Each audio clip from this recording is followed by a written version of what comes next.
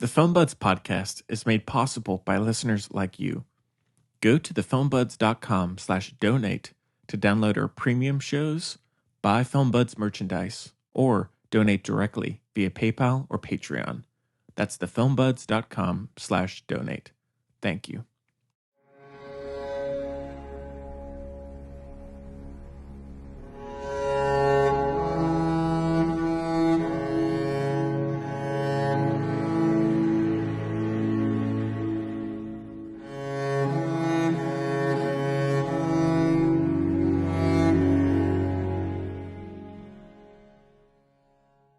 Hello, everybody. Welcome back Buckle up. to the Film Buds podcast. This is episode 100. 100. Do you know how to say 100 in other languages? No. We really didn't do anything for this. No. Woohoo!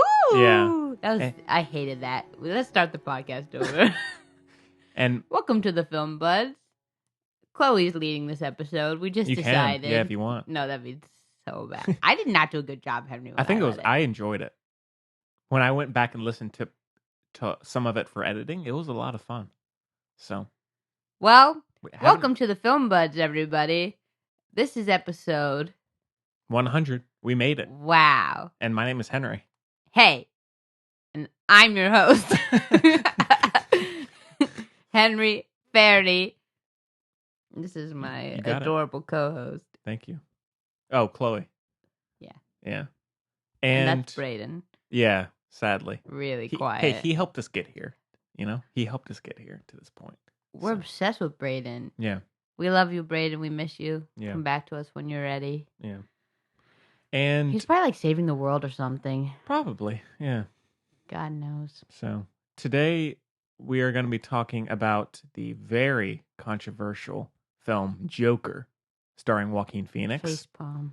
And then we're also going to be doing a retro review of a classic, probably one of the more controversial films of all time ever made, literally, which is Stanley Kubrick's Clockwork Orange from 1971. Then we have some new trailers, like we got Birds of Prey, got that maybe that new Guy Ritchie movie. How good is that movie? Yeah. Matthew McConaughey looks so good in that movie. Yeah. I don't understand why everyone's obsessed with handsome man over here. Charlie? No, I love Charlie Hunnam. Right.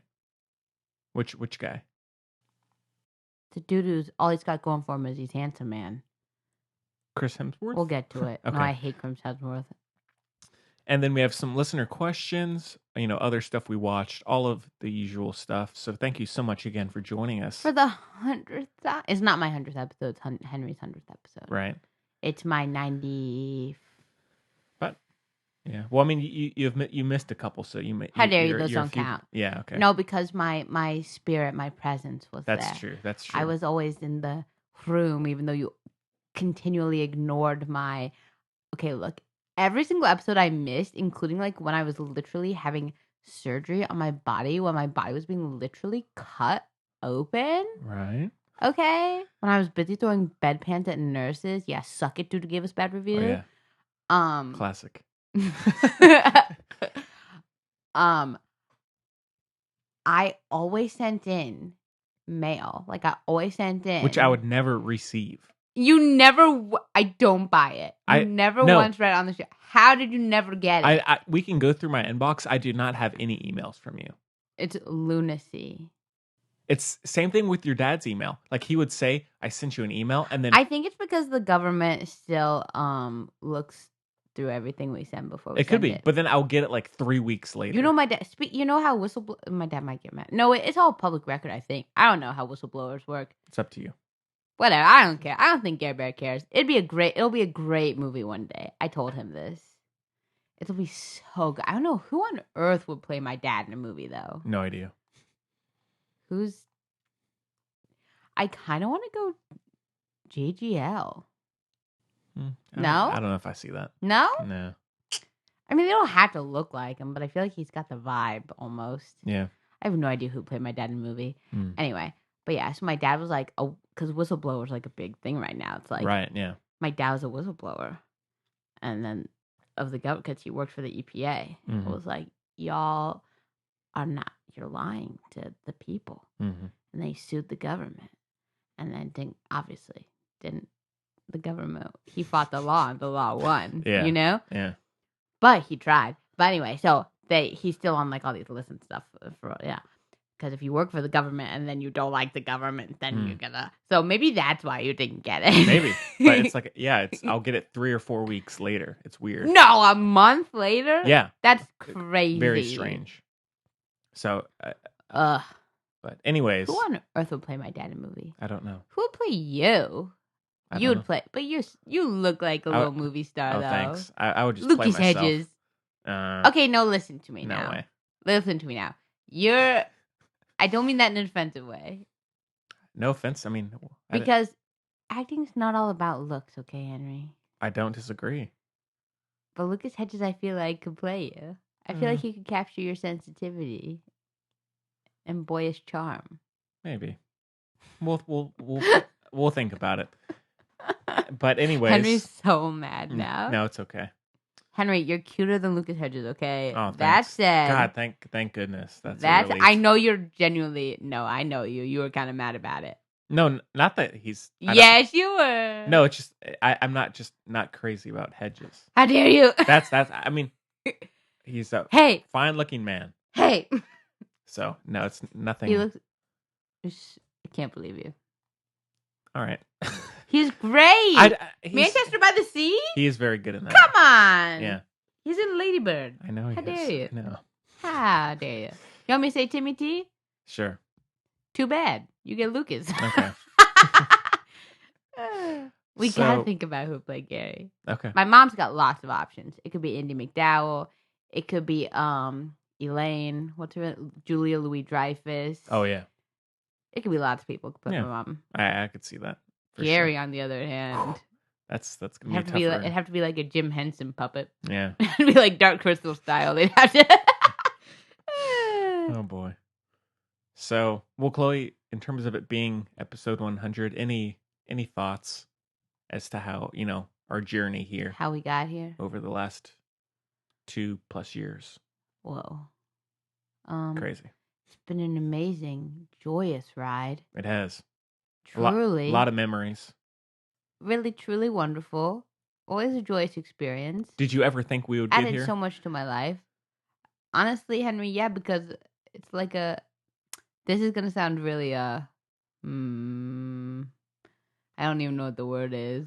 Like, nihilistic maybe, but Great. like, yeah, I know, I'm taking it there, I guess.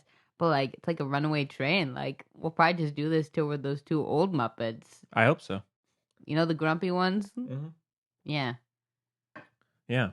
Can't stop. Mm-hmm. Can't stop, won't stop. You're addicted, It's just like, how would we stop? It'd be weird. It would be weird. I'm telling you, if in the times we've missed a week, I'm like, what am I doing? What the heck is going on around here? Oh, yeah, no. Can't have it. Yeah. So. I don't know. What about you, Henry?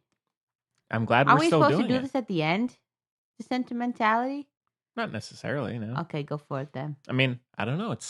I never thought we would get this far, when I first started. So it was just I'm so glad we're still doing it. That's something we should mention. Henry one day just was like, you know what? Someone walked by our house. That must be my mom. But sorry. Or the UPS man. Yeah. Braden? Yeah, Braden. So, I mean, I don't even remember exactly what sparked it. I mean, I listened to one movie podcast that inspired me to, but I don't know what it was about that day that I just said, all right, Henry, you got to do this. So you got to start. Listen to your heart. Yeah. When I want you to do a podcast. Yeah. So, and now we have 2 podcasts. We have the Music Buds as well. So, that's crazy. Yeah. And Chloe. Oh, we got to do that. Yeah, we should. Dang it. Shoot. Chloe, I would start a 3rd podcast with you like that. Wow. I don't even know what we would do for a 3rd one. We've talked about that, but I don't know what we would do actually. That would be good. But, time will come. I mean, it's hard to even decipher if this one's good. Yeah, that's true. Nobody said that was a necessary ingredient. Yeah. The first ingredient's love. After that, that's all you need. It's all up in the air. Yeah. Well, Chloe, anything else going on with you these days? I mean, we've been having some chats off air about various things, but we'll keep that. We'll keep that below the belt. That's not the right term. What's that? That goes on your little list, Henry. Oh my god, the best one. What was the best one you did? I don't know. Oh my god, it was so. Unisex. Oh, Ron Howard. Mr.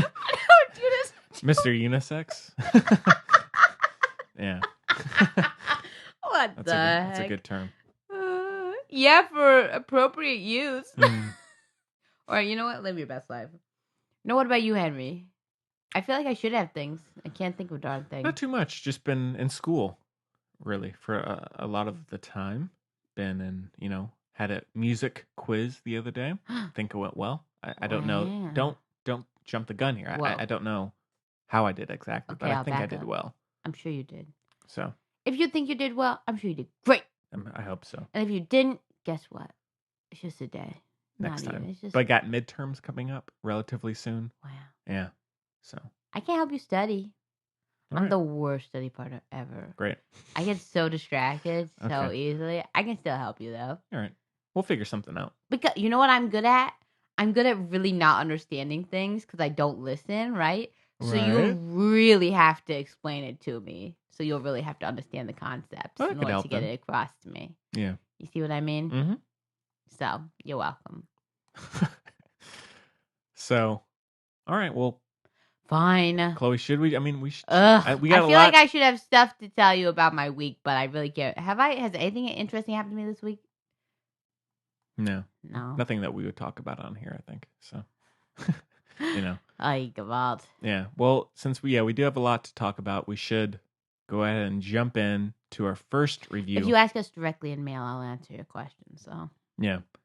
Get into our first review of Joker. We have a clip. Hey, I'm the host. I have a clip.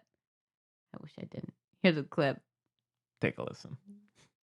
I do stand-up comedy. You should come see a show sometime. I could do that. People think you're weird. They don't feel comfortable around you. I don't want you worrying about money, Mom. Or me. All that sacrifice, she must love you very much. She always tells me to smile and put on a happy face. You're so funny, aren't they? All right, so Joker is directed by Todd Phillips, co-written as well by him, and it stars Joaquin Phoenix, Robert De Niro, Zazie Beetz, Francis Conroy, Shea Whigham. Shea Whigham's one of my favorite movies of all time. What's that? Wrist Cutter's A Love Story. Mm. That's one of my very favorite movies of all time. Can we do that as a retro at some point? Sure. Wait, we should do a swap soon. We did that swap. That was fun. Actually, it was horrible, but you didn't understand the concept of the swap. No. You just picked a random movie. That's not how the swap works, okay?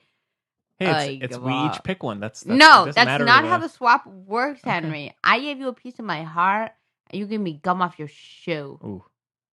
Yeah. Okay.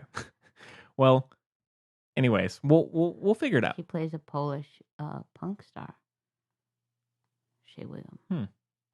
I mean, he's dead. We're all dead. Right. Spoiler alert. And the synopsis is a gritty character study of Arthur Fleck, a man disregarded by society. Well, my eyes even to that. A man disregarded by society. Yeah. So this one, has been causing quite the stir in many ways. It did win the top prize at the Venice Film Festival recently. What? Oh, you didn't know that? Oh, yeah. What else was at the Venice Film Festival? I don't know. Nothing? Probably not. Apparently. Movie about farts? I'd watch that. Like that's the Jack Black movie from Tropic Thunder. Swiss Army Man? Yeah. Oh yeah. So and then it's Chloe and I saw this together last night. I was doing some yoga in that theater. Yeah. Yeah, you were stressed. You were moving for sure. I was moving. You were active. Well, Chloe, I mean, where to begin? What did you think of Joker? Now, there were parts of the movie that it seemed like you were in for it. But then by the end, it seemed the tide had turned. Hey, About 10 minutes into the movie, what I say to you? Oh yeah. Then about an hour in, what I say again? Same thing. Yeah. And then at the end, Although there was something where you were like, I'm back in. There's a twist. I was really just trying to be in, though, honestly. Yeah. Because that was the other thing. Okay. We can start off with this. Because, okay, just so everyone knows, I'm about to be on my little soapbox this whole time. So. Okay. Oh, and we should say, let's do a spoiler-free talk.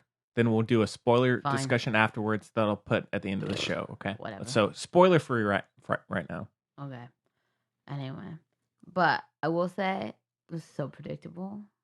Because I whispered everything to you that was going to happen, no? I kept saying, and you said, Maybe. What do you mean, maybe? It happened like 5 times. Well. Go, yeah. And they were supposed to be twists.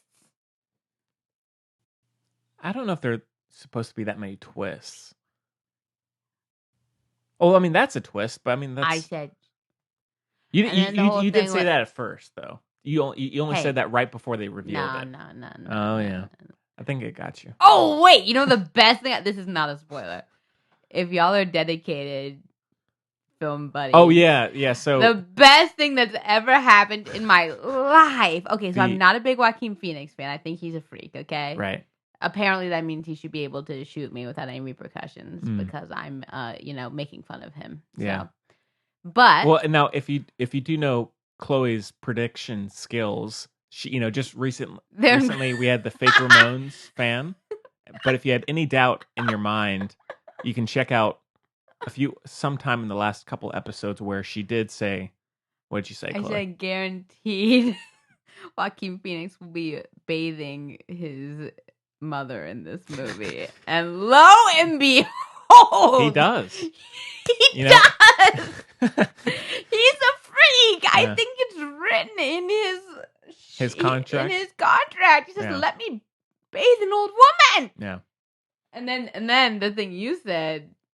Oh yeah, because I mean, he did say on I think Jimmy Kimmel or Jimmy Fallon that when he invited his mother to one of the award shows, the after party, he thought she was a sexy dancer and they do dance together again, and so it's ringing very true. He has some mommy issues for sure. Which is even worse because she's clearly a rat. Oh boy, terrible. Yes, she's not dead, so very much alive, apparently. So if she was Joaquin, you never know. That's true. Sorry. I'm sorry. Okay. Anyway, this we're being far more respectful, if you ask me, than this movie was to anybody else, so it's fine. But yeah, I predicted come on. Wow, worth it. I predicted the bathing. Yeah, you did. I wish I was wrong. Mm-hmm. Don't we all? Anyway, where to begin, Henry? There are so many places where, wow, I'm so incredibly upset. Mm-hmm. Now, okay, I want you to back me up here. I really genuinely was going into this I said, we'll just wait and see. I was not going into this as like ready to hate it at all. I really don't do that. Suicide Squad, I resented right away. Okay, and yeah, fine. Although, I mean, especially when you're comparing those two movies, this one is like, well, so neither are, the best examples of. I don't know what I'm trying to say. Responsible filmmaking, perhaps. Right. Well, so that's the interesting thing. So, like, if you know all the tea, then Todd Phillips was all like John Wick, like left. That's when I should have known. I told Henry in this when he said the whole left wing media's making this a narrative about that. I said, okay, left wing media. Okay, sounds like familiar, whatever. Okay. Okay. So, the very interesting thing is, I think Suicide Squad is irresponsible filmmaking in that it's trying to bank on the idea that it's irresponsible. Like it knows what it is, and it clearly was doing it intentionally. Especially it was very much a big thing. They're like, it will be PG-13, so we can market this to the kind of angry age, if you will, the kind of resentful, the people who teenagers and everything. Okay, now. And they like the they kind of were trying to build perhaps more controversy than even came out of anything, okay? Mm. The biggest controversy was that, like, Will Smith was boring and everyone was shook. Okay. I thought he was one of the better parts of the movie. But... I know. I'm just okay. Anyway. So, but then, in this movie was trying to be art. But life imitates and blah, blah, blah. Huge controversy came earnestly from it because of the day and age we're in, which makes it far more interesting as a movie in the current culture, you know? Yeah. So that in and of itself is fascinating, and it made me curious about the movie for sure, but I did not have any, even despite the director's stupid comments, I didn't have any preconceived notions, because I really didn't know what this movie was going to be, especially from the trailer. You had no idea. Yeah. You know? I thought it could even be early Aronofsky vibes. Yeah. You know? Sure. Like very isolated, very, Yeah. nothing's really happening kind of deal. Right. You know what I mean? Classic Aronofsky. No. You know what I mean, though. You know what I mean. I know what you mean. Well, I will say this is co-written by Requiem for a Dream. No way. Yeah. Oh my God. Yeah. Hey, look at me picking up on things. Yeah, so. Wow. Okay. Well, that didn't come across. So anyway, that guy should have been listened to more. So no, that kind of makes sense though. Yeah. So anyway, sorry, I'll focus. It'll be tough, but I'll try my best. We're good. And also, I'll let you talk sometimes. Just kidding. I'll let you talk. Okay. So anyway, so from the get-go, interesting because this movie wasn't trying to be like that, but it ended up being like that, which in a lot of ways is kind of worse. It's a lot more dangerous. It's so meta. Okay, wait. I don't think this... Shoot. What is a spoiler and what isn't? Oh, my God. I mean, I can always bleep it out. By chance, did you listen to the last Wait, episode? is it so funny? No, I didn't. With the bleeping? I might. Is it so funny? I'll pull it up in a second, yeah. Please do. I bet it's hilarious. I will. Okay. Oh, Papa Strauss. Okay. He's everybody's favorite Strauss. Yeah. Okay. Just because my mom's not Strauss anymore, you know.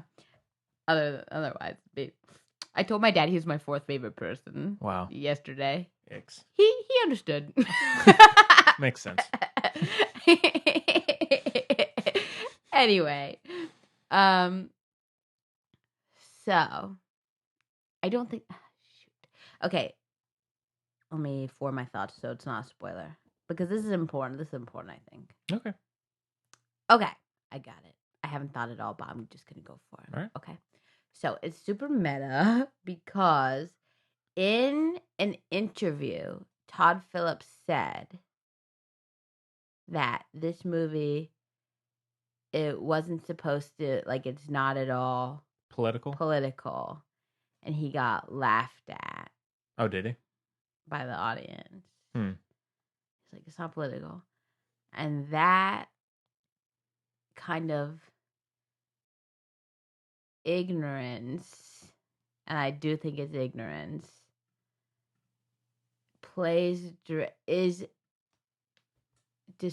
shows exactly why the movie does not work on any level thematically.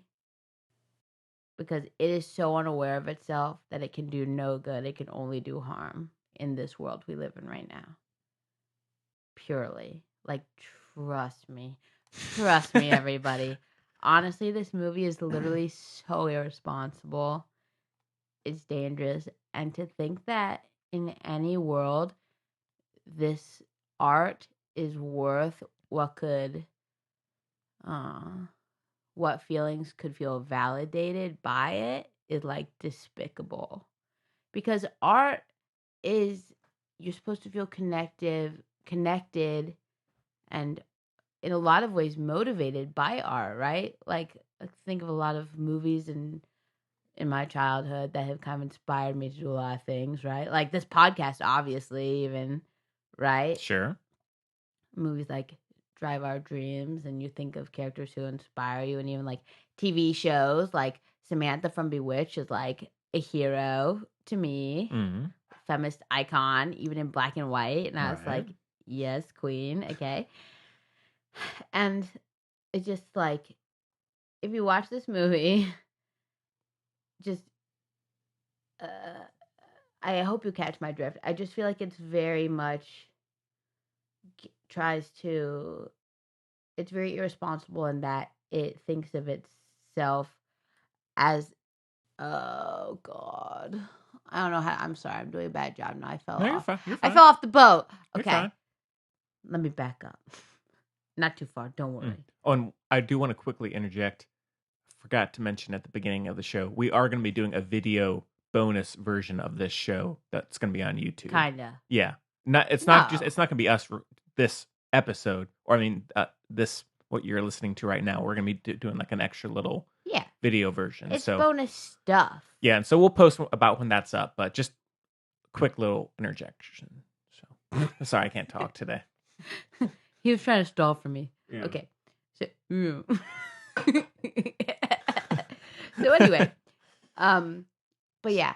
So basically, this movie is like going to be. I believe this movie truly will be seen as an excuse for people's almost emotional laziness, honestly, to put it very harshly, but truly. Like it's like, this is gonna sound really harsh, but it's a harsh movie. They chose to make this movie. It's a harsh movie. Yeah, It's intense. It's like when people were saying that like people should be nicer to school shooters so that they don't shoot people. Yeah. That's literally what this movie is in a nutshell. Like, that's the stupidest thing I've ever heard in my life. Like, that's crazy. You know what I mean? Yeah. I know, Chloe. Yeah. By the way, they're not. Don't need to convince me. And at one point, I was like, "Oh, they're gonna go into this talk," and then they're like, "Nope, just kidding." Yeah, do you know what I'm talking about? Towards the end with Robert De Niro. Oh yeah. I was like, yeah. "Oh, I think they're gonna. I think this is I think this is the pivotal." Oh, just kidding. Nope. Oh, okay. Oh, so. So this. Right. It's just horrid. It's just hard. It was just like victim blaming in a nutshell. So much so that like it's victim blaming to the point like of just, you know, everyone who's not malicious, I guess. Whatever. I don't. Well, how do I phrase this? Okay, he's a murderer, right? Yes. He's literally becomes one. Yeah. Well, okay, he becomes the Joker. Okay, so that's not a spoiler. We all know he becomes the Joker. Okay. So and I think it's pretty well known that he is, because they have kind of heavily, he has a lot of the attributes that are common of a lot of our like shooter problems in America, those individuals, right? Sure. Like the manifesto kind of deals and the everybody is horrible, so why don't I just whatever and blah blah blah blah, right? Yeah. So this movie basically is kind of perpetuating the idea that that behavior is somehow okay, which is just absolutely shocking, you know? And to do it in even if it's a super villain, but in like to put that in the person, in the body of somebody who you're choosing to put more in a human world. Like, that's the whole thing with this movie is like, it's the Joker, but like a real dude, right? Yeah. Very grounded. Like, Heath Ledger is like nutcase, right? Mm-hmm. Like, in Gotham City. Like, Batman's running around like crazy, blah, blah, blah. Okay? Distant. Super distant. Not like, very distant, right? This, extremely grounded intentionally, like you said. I don't think this is a spoiler. Literally, they have, and they say it's not political and everything. This is how unaware of itself. At the best, I can say, the benefit of the doubt I can say is that they were just unaware and just it got out of hand what they were doing because it has no relevance to the plot. But and you didn't even see it. But there's a like for protesting or whatever, and there's a Donald Trump like pinata thing in the movie. Yeah. But it's not political somehow. Yeah. Okay. And so like you're choosing to make this all very much our world right now. even though you said it like, okay, basically you're choosing to make it, like you said, grounded is a really good word for it. And so you're bringing down this kind of otherworldly villain, which is one thing, sure, right? We're also in that world, like good and bad, and that's why you can kind of like the Joker because he's like a bad guy, but he's like kind of cool. But also, he's going down. That's the other thing. Yeah, like the Joker, the Joker's gonna lose, so that's another reason you can be like, yeah, it's kind of cool, right? But in this, you're making it super real, so you're putting this right in the hand of somebody who might be on the edge or whatever, teetering to idolize. It's like, what are you doing? Even down to the masks. What are you doing? You try and tell me we're not going to see that. And of course, that's when we get down to the whole, First Amendment and everything. And I understand. I'm not talking, of course, this movie should be allowed to be, I get it. But it comes down to the responsibility of the filmmakers. I don't understand how on earth this got made. I guess it's just because Joaquin Phoenix, at the end of the day as well, I'm moving on, don't worry. No, it's At fine. the end of the day as well, this movie is just, and this is the thing I don't like about Joaquin Phoenix, okay? For example, and this pulls back to his interview where he walked out because someone was like, well, what do you think about people who are going to emulate this behavior? Inciting violence, yeah. And he walked out, and his reason for walking out was because he somehow hadn't thought of that as a possibility, which is shocking. You've dedicated literally, especially Joaquin Phoenix, he lost 50 pounds, whatever. He dedicated literally his life to the role. It never occurred to him in this day and age that might spark that kind of distance from the real world should discredit you as an actor whose job is to portray the human condition. Like, that is unforgivable. I don't care how good you are, like, pretending to cry. Like, that is shocking, Right. And everyone thinks he's an amazing actor. Fine, except he's so, and it's the same with the whole movie, so self-indulgent. The script itself is so empty because, on another note, don't worry, like I said, I'm moving on. No, you're fine. Plot-wise, it makes no freaking sense. They try to ground it, like the whole Michigas with his lineage and everything. I mean, it's not... Henry. It makes no sense. Also, this movie hates women, by the way. I don't know if we should talk about that, but think about the women's roles in this movie. Oh, Henry's got that little smile because he knows I'm right. Okay. So, just saying, and Ayub indirectly manages to blame women for literally everything, which is incredible. But, anyway, you can tell when no women are involved in a production. But, in any case, or feminists even, I should say, like, if you were involved, you wouldn't want it to happen, but you might not notice. That's the thing I'm saying. I mean, I would have done it in a way that would have been a little bit more politically correct. In terms it's not even politically correct. It's just realistic.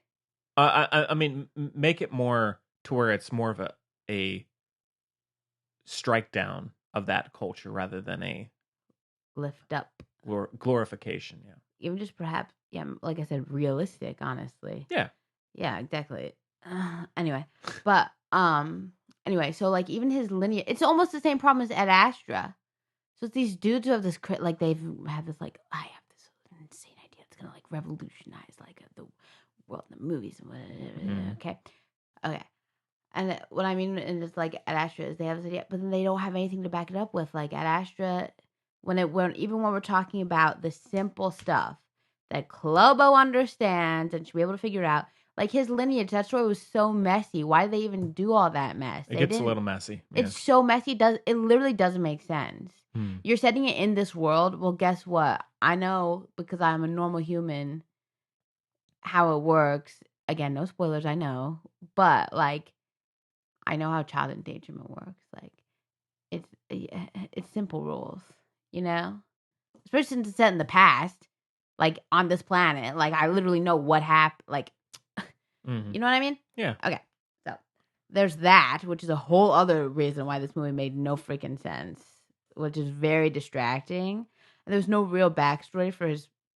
I just thought, so basically the point I'm getting to, if you could ever find it, is that the movie itself is like an empty vessel.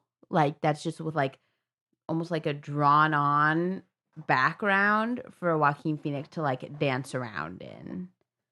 You know what I mean? Which Sure. I think speaks poorly of everyone involved. Everyone. Yeah. And that's where I'll stop for the moment. Whew. Ooh. That's a lot to follow. A lot to digest. I genuinely have no idea how you feel about it. So, I You were mean, very quiet yesterday. I was trying to process it. And we ran Yeah. into Will Davies again, Yeah. who's on the very first episode of Film Buds. And so we've run into him And he liked it. twice over the last... Well, all right, so now I'm kind of divided. Okay, so now I completely agree with everything you just said. Completely. However, I still enjoyed the movie a lot. I think that I do have an awareness about it. I completely agree. I think that there is a point, again, no spoilers, but I think there's a point towards the end where they could have gone a certain way in terms of striking down this I don't know what you'd call it, like Acceptance. these people disregarded by society who are then becoming angry and rising up. They're not disregarded by society. Or they are two ways alienated by society, by themselves and by society.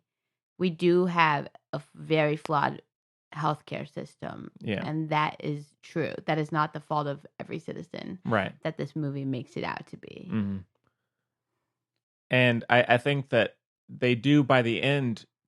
It's a cautionary tale, but I think that's only going to work for some people. Whereas I think with a lot of other people, like you just I don't said, even see it as a cautionary tale. I kind of do that. Because it's an origin story. Yeah. I think it can be both.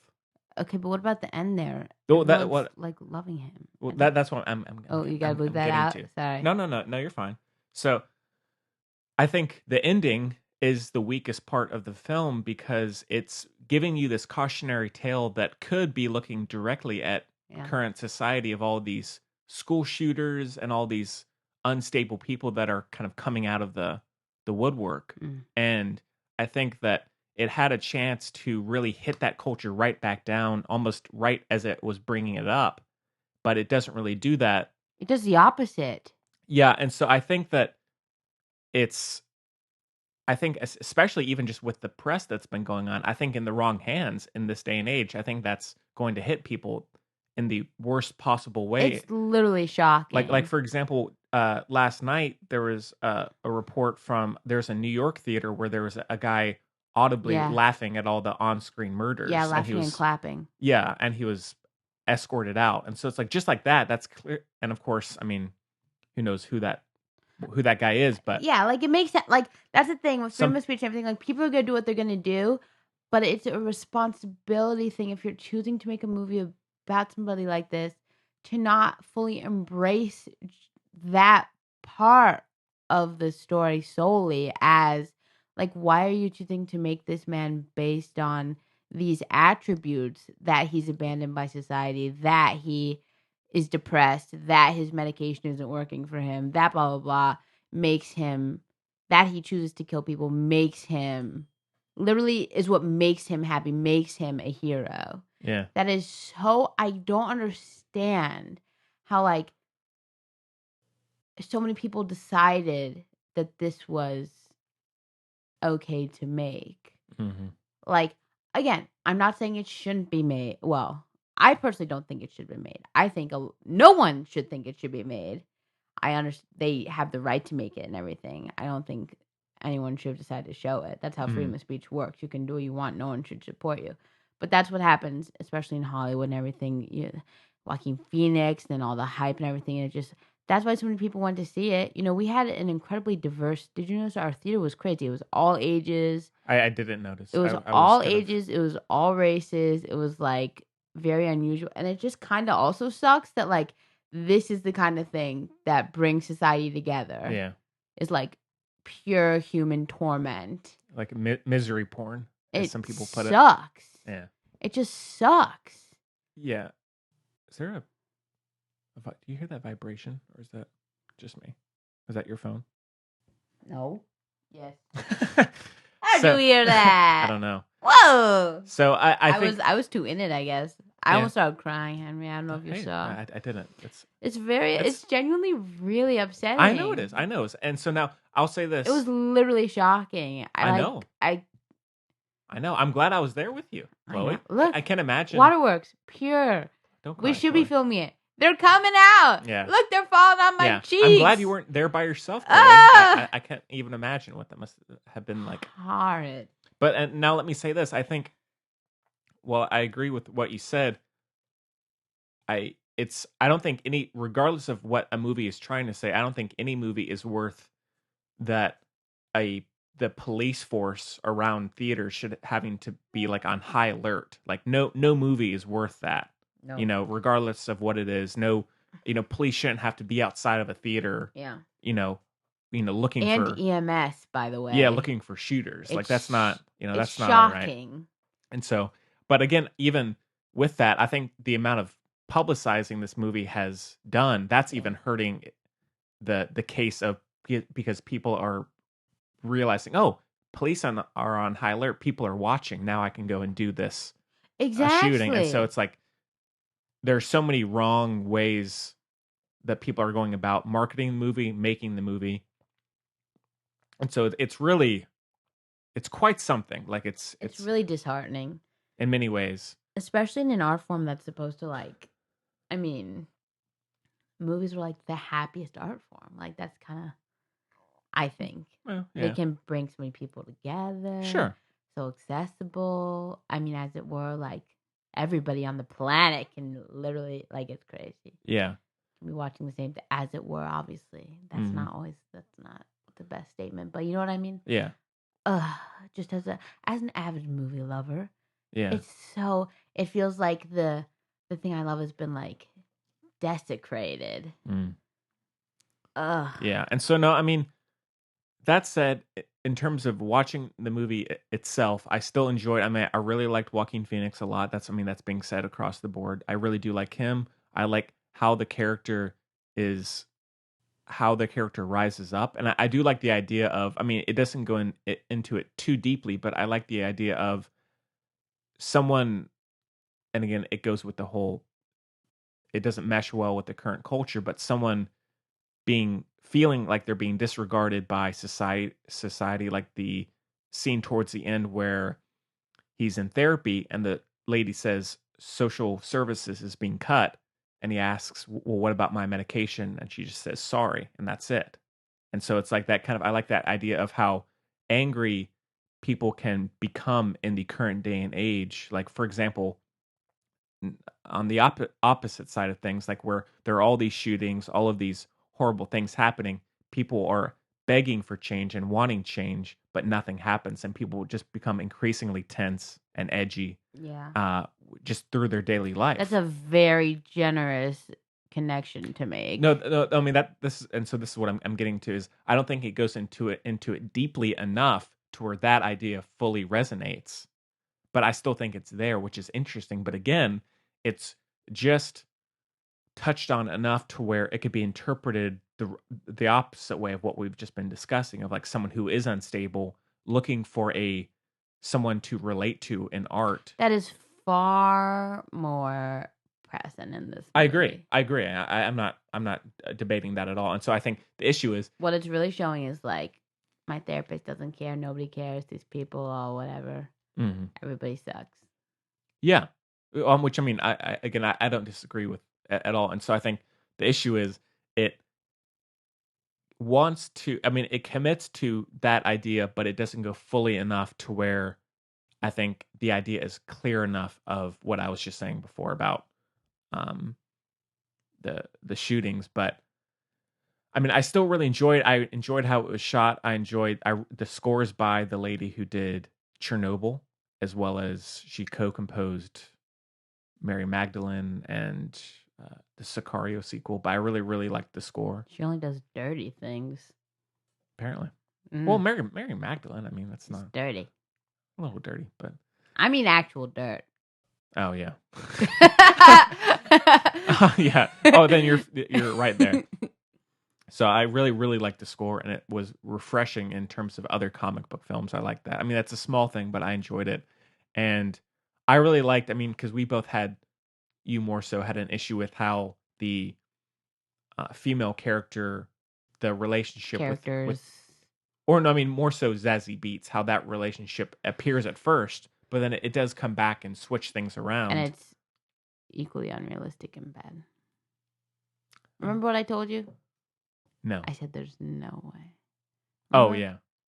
There just is no way. But I mean, I still like the idea of it. I like where he is thinking about how It's he not thinks thought through. Nothing in this movie is fleshed out at all.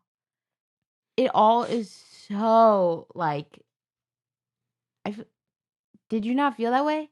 I mean, I think some parts were, some parts weren't. It's by no means a perfect film. I don't think it hits every point that or lands every jump, but I still found it an interesting journey. Although, again, I think the ending is the worst part of the film, and especially in this day and age. If it had come out 10 years ago, that might not be as much of an issue.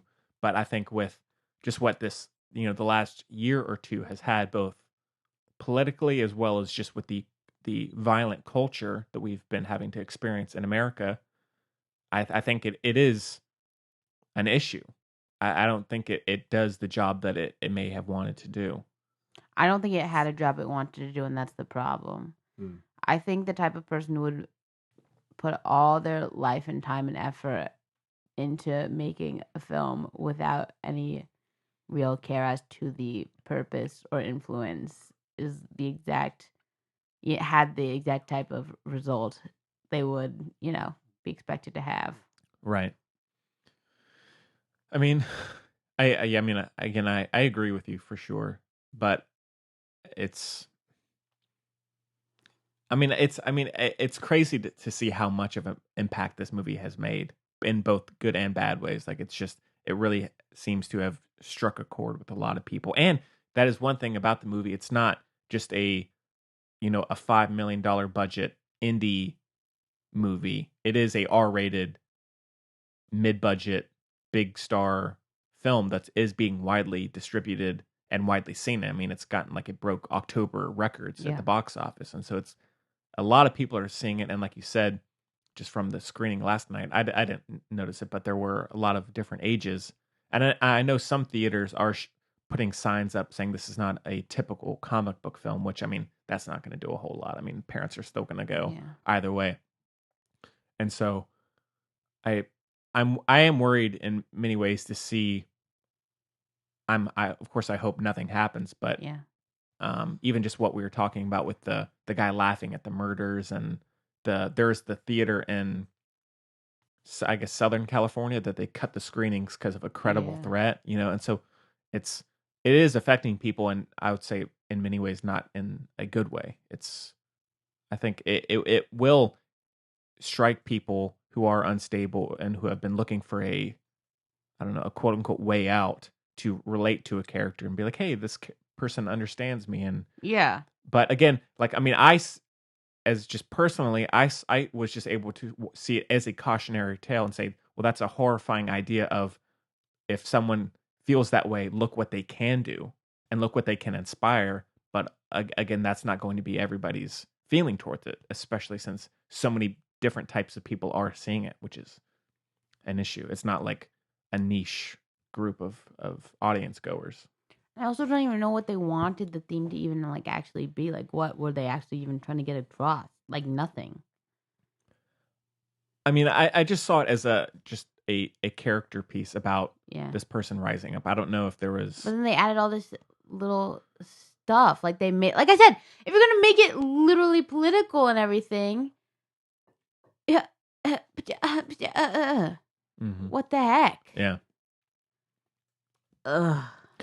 And I mean, I guess, and also in terms of how the violence, it's not as violent as I thought it would be. I had heard really there is a moment of pretty strong violence towards the end for sure. It's not as violent as I thought it would be, though. But I think in terms of the commentary, I think there's an issue with how the character progresses in terms of committing violence, because in the, I mean, it's not really maybe it's a spoiler. It is.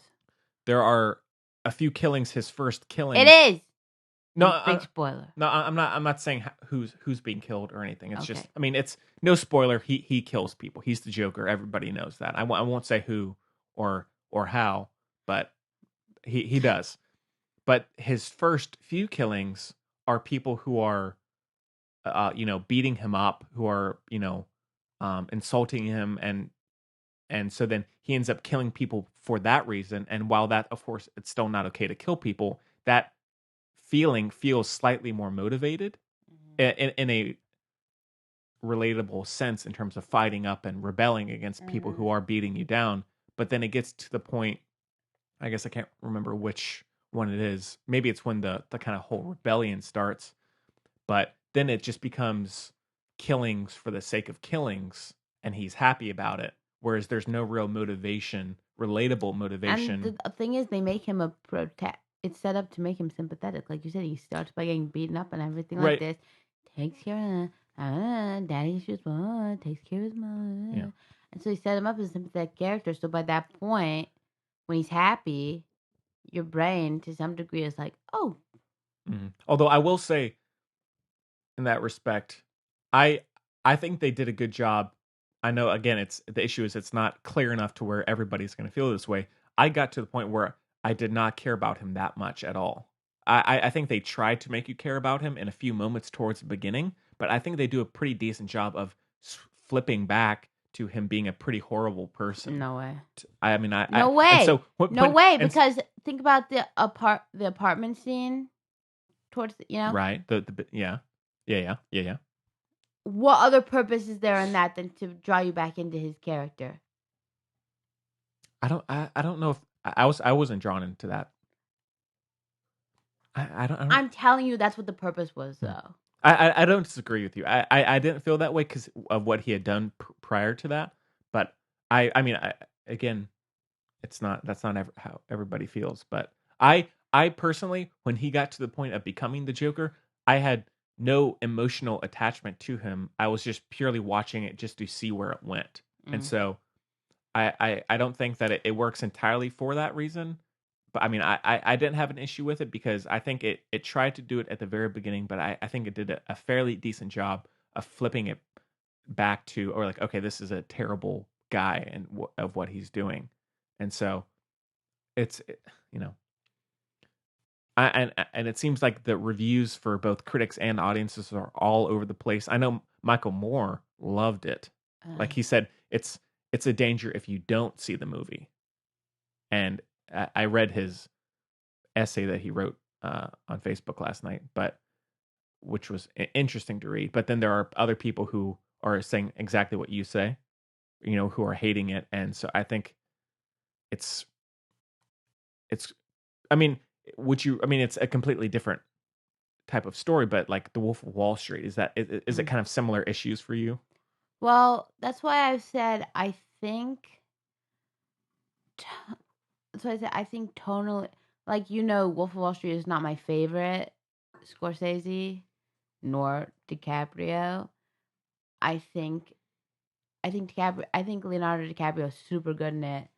I think tonally it missed a little bit, but I think more it speaks to, like, for instance, Leonardo DiCaprio had been wanting to make that movie for about a decade. I think if he had made it when he originally wanted to, closer to the time of the recession, then it would have struck much more in the way they intended it to.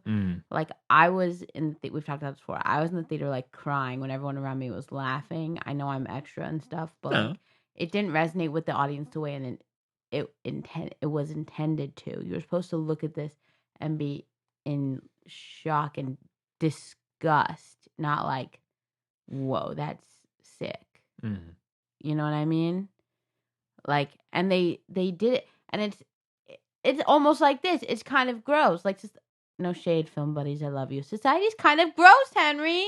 It's upsetting. I'm getting oh my God, we're going to get canceled. No one's going to listen to our show after I say all this stuff. But like, there's a lot worse stuff people say. It's just kind of upsetting because, like I said, all these people somehow get unified in watching stuff, horrific stuff like this. And then people love watching freaking Kardashians and crap and like Wolf of Wall Street. They think it's funny when like, you know, somebody with dwarfism gets whatever out of a cannon for a big game of darts. Mm. It's not supposed to be funny. Mm-hmm. It's supposed to be horrible. Mm-hmm. Eating a goldfish is not funny. It's sick. Oh yeah. Because, I mean, making another human eat a goldfish live is sick. Yeah. You know, to prove, you know, it's animalistic, obviously. Like, but that's a really good comparison to make because it shows exactly the same kind of,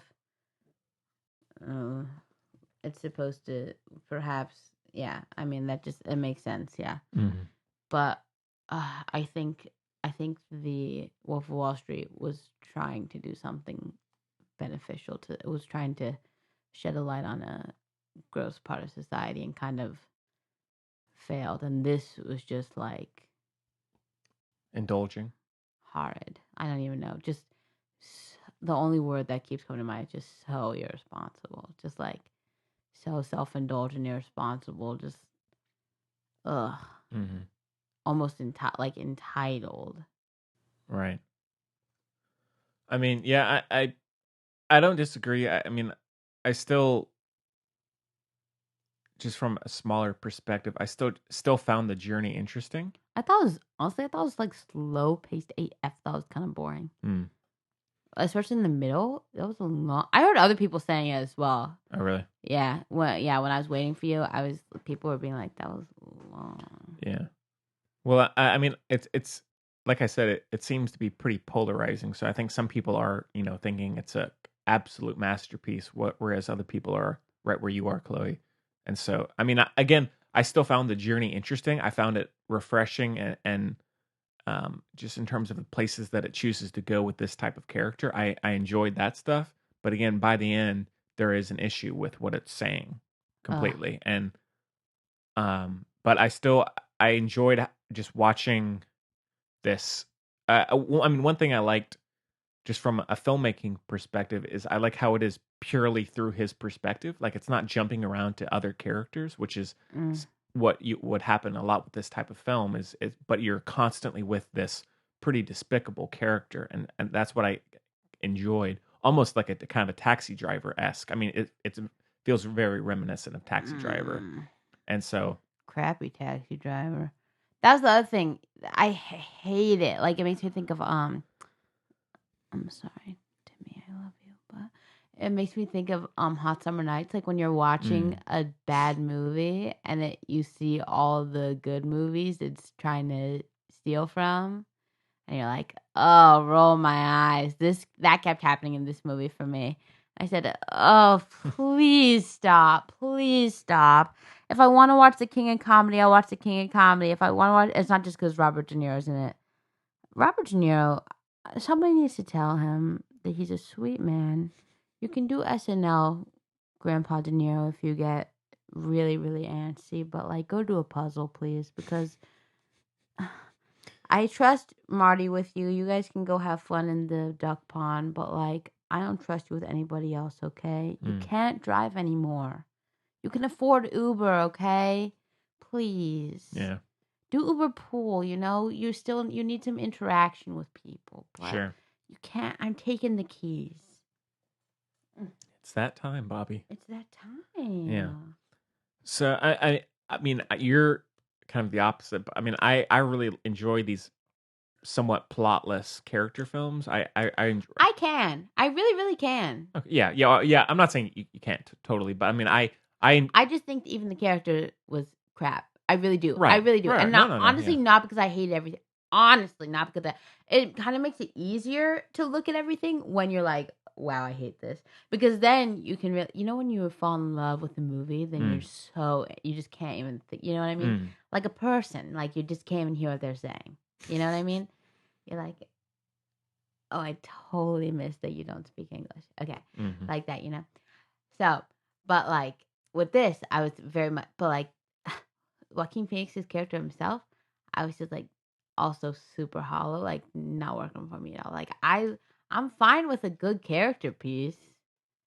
Really am. I think it should be shorter than this was if you're going to do that.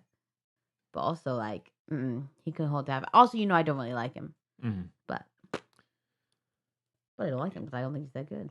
Yeah. I know it's a hot take. I know. Hey, this is full of hot takes. It's okay. Oh my eyes. Yeah, and so I just enjoyed.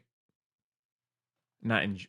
Enjoyed is maybe the wrong word, but I'm just gonna go with it. Yeah. I enjoyed watching this kind of breakdown of a character. I like these, damaged characters who are. You see this very dramatic arc, and so from that perspective, I really liked it, and I found that refreshing and ambitious in terms of where it chooses to go, and I like the look of Gotham as well. If you can explain the pajama pants to me, I'll be sold. I'll give it 5 stars. Pajama pants. His stupid, gigantic pajama pants. I think that's just because he's so slim. No, those were some MC Hammer pajama pants. okay, He could have jumped out of a plane and been fine. Wasn't this like that was like Rocky and Bullwinkle? Wasn't this like in the 70s? Still. They were.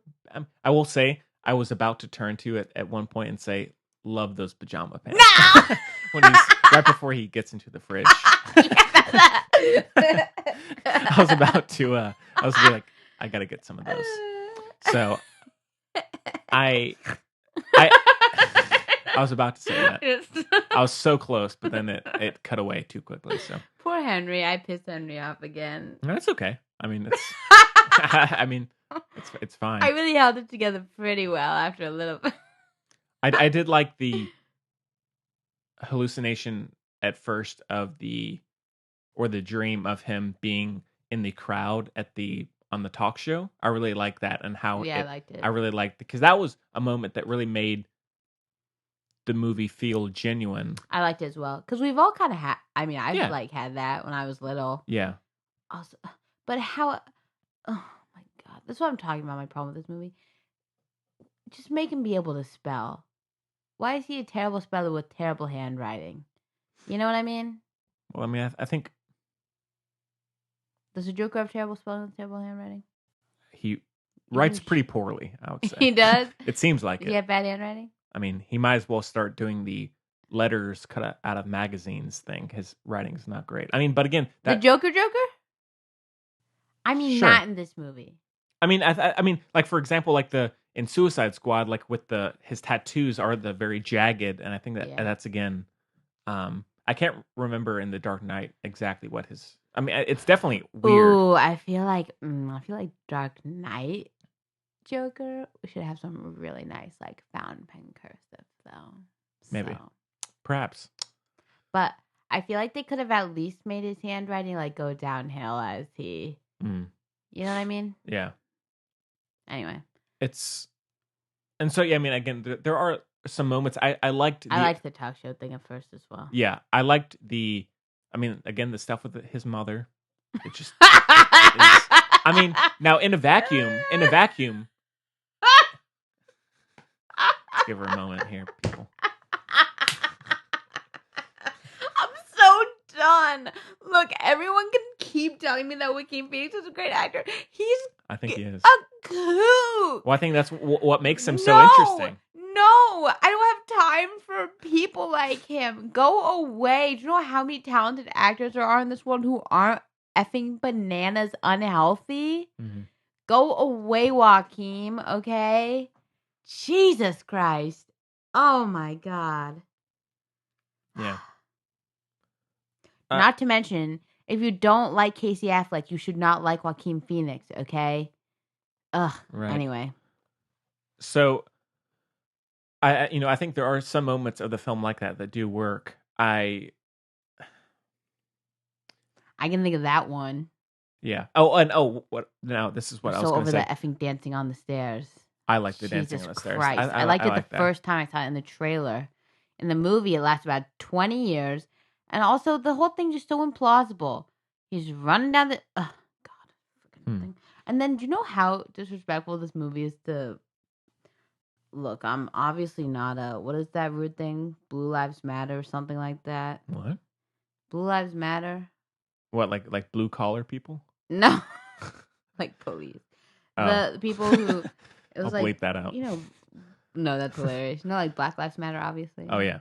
So people's response was like, well, blue lives matter. Like, if Oh, police like think they're going to police. get shot, apparently by a 12-year-old, then why shouldn't they shoot the 12-year-old? Because that makes sense. But anyway, so the reason I say that is because obviously police people should be. I too think that their lives matter. That does, Yeah. but Black Lives Matter should not be. I'm not a Blue Lives Matter person. Was my thing there, right? However, police in this movie were hella disrespected because the whole like I said, if you're not gonna make it political, like you said, it's not a political movie, then don't make it freaking political, okay? Because the protesters, if you watch the movie, protesters are associated with socioeconomic divides and everything, right? Fine, that's the whole thing. I'm not going into spoilers, don't worry. However, you got that whole deal, right? Then the police brutality whole deal, right? And even though they're supposed to be the ridiculous. Ugh. But the whole movie is also just so improbable. When he's running off the thing and all the police are running that way, you telling me... When are we talking about here? In the subway. He's just running. You mean through the group of people? No, it's literally him running away from the subway station and tons of police running to the subway station. Oh. And you're telling me now one little policeman... This is the thing. This is why I'm saying his character is not even fleshed out well, okay? When I was talking about, like, character study I can get behind. Because it's like, is he stupid or smart, okay? Like, yeah, if you're going to talk about mental illness and everything, fine, sure. But that doesn't mean a person isn't stupid or smart or something, okay? You have other characteristics. Like, he even wrote down in his little journal, it's funny how if you have mental illness, you're supposed to act, people think you're supposed to act like you don't or something like that. Mm-hmm. Then don't treat someone like all they are, their mental illness, even if it's a character who you're portraying on your screen, right? Like the Joker, it makes him, first of all, a lot less. Everyone loves Heath Ledger's performance in part because he was so humanized. Like, he was, for lack of more eloquent words, he was like a cool dude, Right. and like he was so smart, like, right, like. And then you also just kind of wanted to give him a hug, but like you didn't want to get too close, like you were scared. I know, but that's the thing. That's the thing. Like there's so many different, right? Okay. Yeah. This, like, is he stupid or is he smart? On occasion, these little like smart moments would pop out. But he was boring because he was kind of dumb and he just got lucky. What? Oh my God! This is like you know those movies where people accidentally become president? And oh wait, that's real life. You know those movies? No, yeah. You know those movies? You know those movies where like people are just mind their... what's the movie I love? Chauncey Gardner. I have no with idea. Peter O'Toole. What's the movie I love? I don't know. Shoot. Well, the point is, like, circumstantial movies where people are just mind their own business, and then all of a sudden, like a Forrest Gump kind of deal. You know what I mean? Oh, sure. Yeah. This is like that. But that's not what I want in a Joker.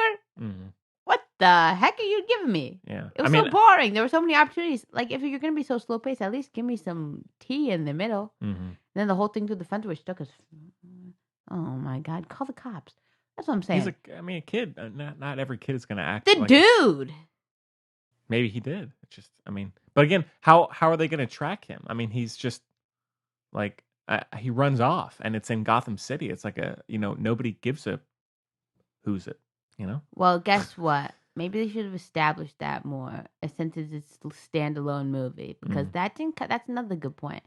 All it was there were two people, one person who lived in an ugly apartment and one person who wanted to be mayor, both saying that Gotham is terrible, right? And that there's a garbage strike, which there's in New York City every other week, and people love New York City. Okay? Good garbage joke. So that is on the not enough. That is not enough circumstance. That's too much tell, not enough show by far to establish for world. There was zero world. If you think there was zero world building in this movie, yes. And if this is a standalone movie, and you're like, this is a standalone movie, then make it a standalone movie. And all those stupid little tie-ins, roll my eyes. I didn't mind Make the up your tie-ins. mind. I know you liked it, but guess what? Make up your mind. I thought the shooting towards the end was a good, like that makes it feel like why there is such conflict between the two characters, Batman and Joker. That I thought was interesting. I mean, I thought because that gives it like a kind of a more plausible reason as to getting behind Batman. But it doesn't even need. I hate it when you even need that. Batman's just a good dude.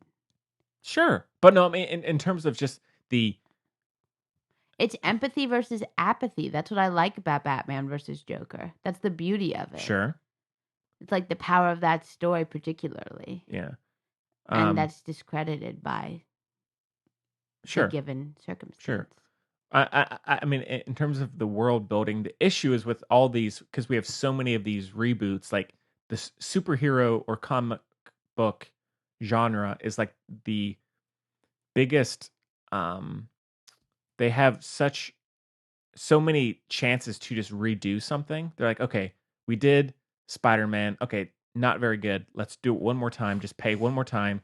Oh, sorry, we messed that up. Let's do one more sequel. Oh, sorry, guys, we messed that one up. Let's reboot it one more time. Just pay. That's why my parents had a second kid. But yeah, pay for a ticket one more time. We'll get it this time. We promise. And then it's like so. Then as these movies go along, they're having to then cut out certain parts of the world building, so to speak, because they are expecting. Okay, they've seen 2 movies already. So let's focus on other things. But they said this was a standalone. Nevertheless, even though they say it's a standalone, I'm sure in the back of their minds, people are like, okay, everybody knows Joker. They know he's in Gotham City. Let's give them the city of Gotham. People are going to be able to bring in what they know from Batman and other films. I couldn't. Therefore, it is not necessarily a standalone movie, and it's not brilliant then. And therefore, Chloe, the point I've been trying to get to here is it doesn't fully work. Oh, thank you. High five. So like, I mean, for example, like in the Amazing Spider-Man movies with Andrew Garfield, there is so little world building and character building with some of the supporting characters because they are so much expecting Uncle you to bring over stuff from the Sam Raimi Spider-Man movies. Like, for example, the one in the second one that's dealing with Harry Osborn, there's no character building at all with that character in the movie because they're thinking, okay, we've seen 3 films with Harry Osborn and James Franco. And so then they know enough. We don't need to do that much in this film. And so it's the same thing with this. Even though they say it's a standalone, if, for example, like let's say a 16-year-old kid going into this movie who has not seen a Batman movie, it's almost going to be the same thing as what you said. They're going to have no idea what's going on. Exactly. And like same thing with, like I was talking about. Oh, especially with all the Wayne stuff. Sure. Like I was talking about it with my mother last night, and she was having the same idea. Even though she's seen a few of the Batman movies, she wouldn't have much real context for the city and setting. And so again, it doesn't fully work in that respect.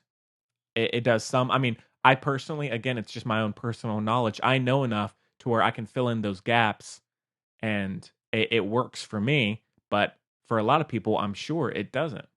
Who are coming into Joker completely fresh or new to this world, and so I it doesn't fully do that. I've seen all the Nolan ones. I'm just not like fully. Yeah, I'm not as whatever as a lot of people, and I was still like, what? Sure.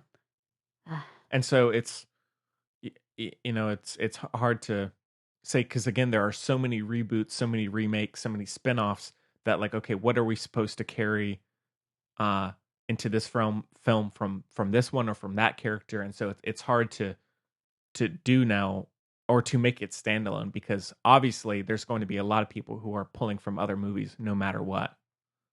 So what can you do?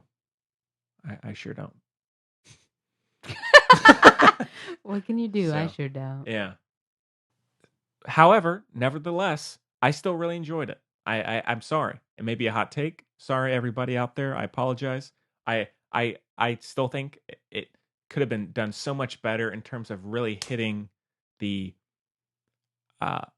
instability of the current climate, but it doesn't do that totally. However, I still think it's an interesting cautionary tale, and I enjoyed its. I don't think it's a cautionary tale. I think it is. What is the caution it's telling of? In terms of, look at how many people can, whether or not they're actually being neglected or overlooked, look what can happen to someone who is building up that frustration and anger. And again, I don't think it fully. It's just so nihilistic. I agree, and I get, and It's like a terrible tale to tell. again, I don't think it fully hits that, but I still found the journey of the character interesting and entertaining, and just watching the decline of Joaquin Phoenix through his job and these relationships and his mother. Yikes! I thought it was very refreshing in terms of other films that come out, and it doesn't hit every beat, but I liked it, so. But I think that it's caused much more anxiety and disturbance within the current culture than I think is worth in any movie. Like we said, no movie should have to have police officers outside. That's not, I don't care what you're talking about, and so that's not worth it. If we had the choice of this movie not being made ever, and not inspiring anything, I would so much rather not be made at all. But that's not the case. I mean, and so watching it, I still liked it. So, but I have been enjoying like reading the different views on it, which I think there's an argument for many different aspects of it, but that's Well, aside from the total lack of human decency and ethics, I think Right. it's also a poorly put together film. I like the discussion at the hospital, the mental hospital, with the clerk guy. I like that discussion where he's trying to get the file. I thought that dude was a really good actor. Yeah, he's good. Also extremely unrealistic, though. That whole situation. But again, and this isn't. It's not. Ugh. No. But look, I agree with you. But again, it's Gotham. At least make him do something smart, though. Just make him do something smart. He just runs everywhere like an idiot. Yeah, he doesn't know. He's scared. He Just doesn't know what else make him to do something smart. But he's not that smart. The whole thing is the Joker's smart.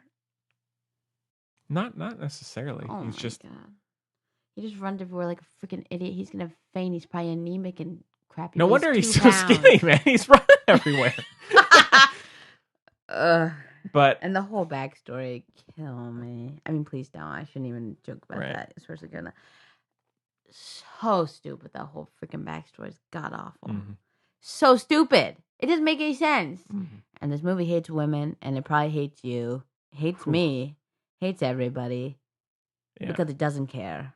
I liked his laugh as well, I couldn't give a crap. because he made it out to be like, I mean, the script was like almost like he's choking. Painful, yeah. Yeah, which I think it comes through, which I think is a new take on the Joker, which I liked. Yeah, except it also didn't make sense because at first they tried to establish that.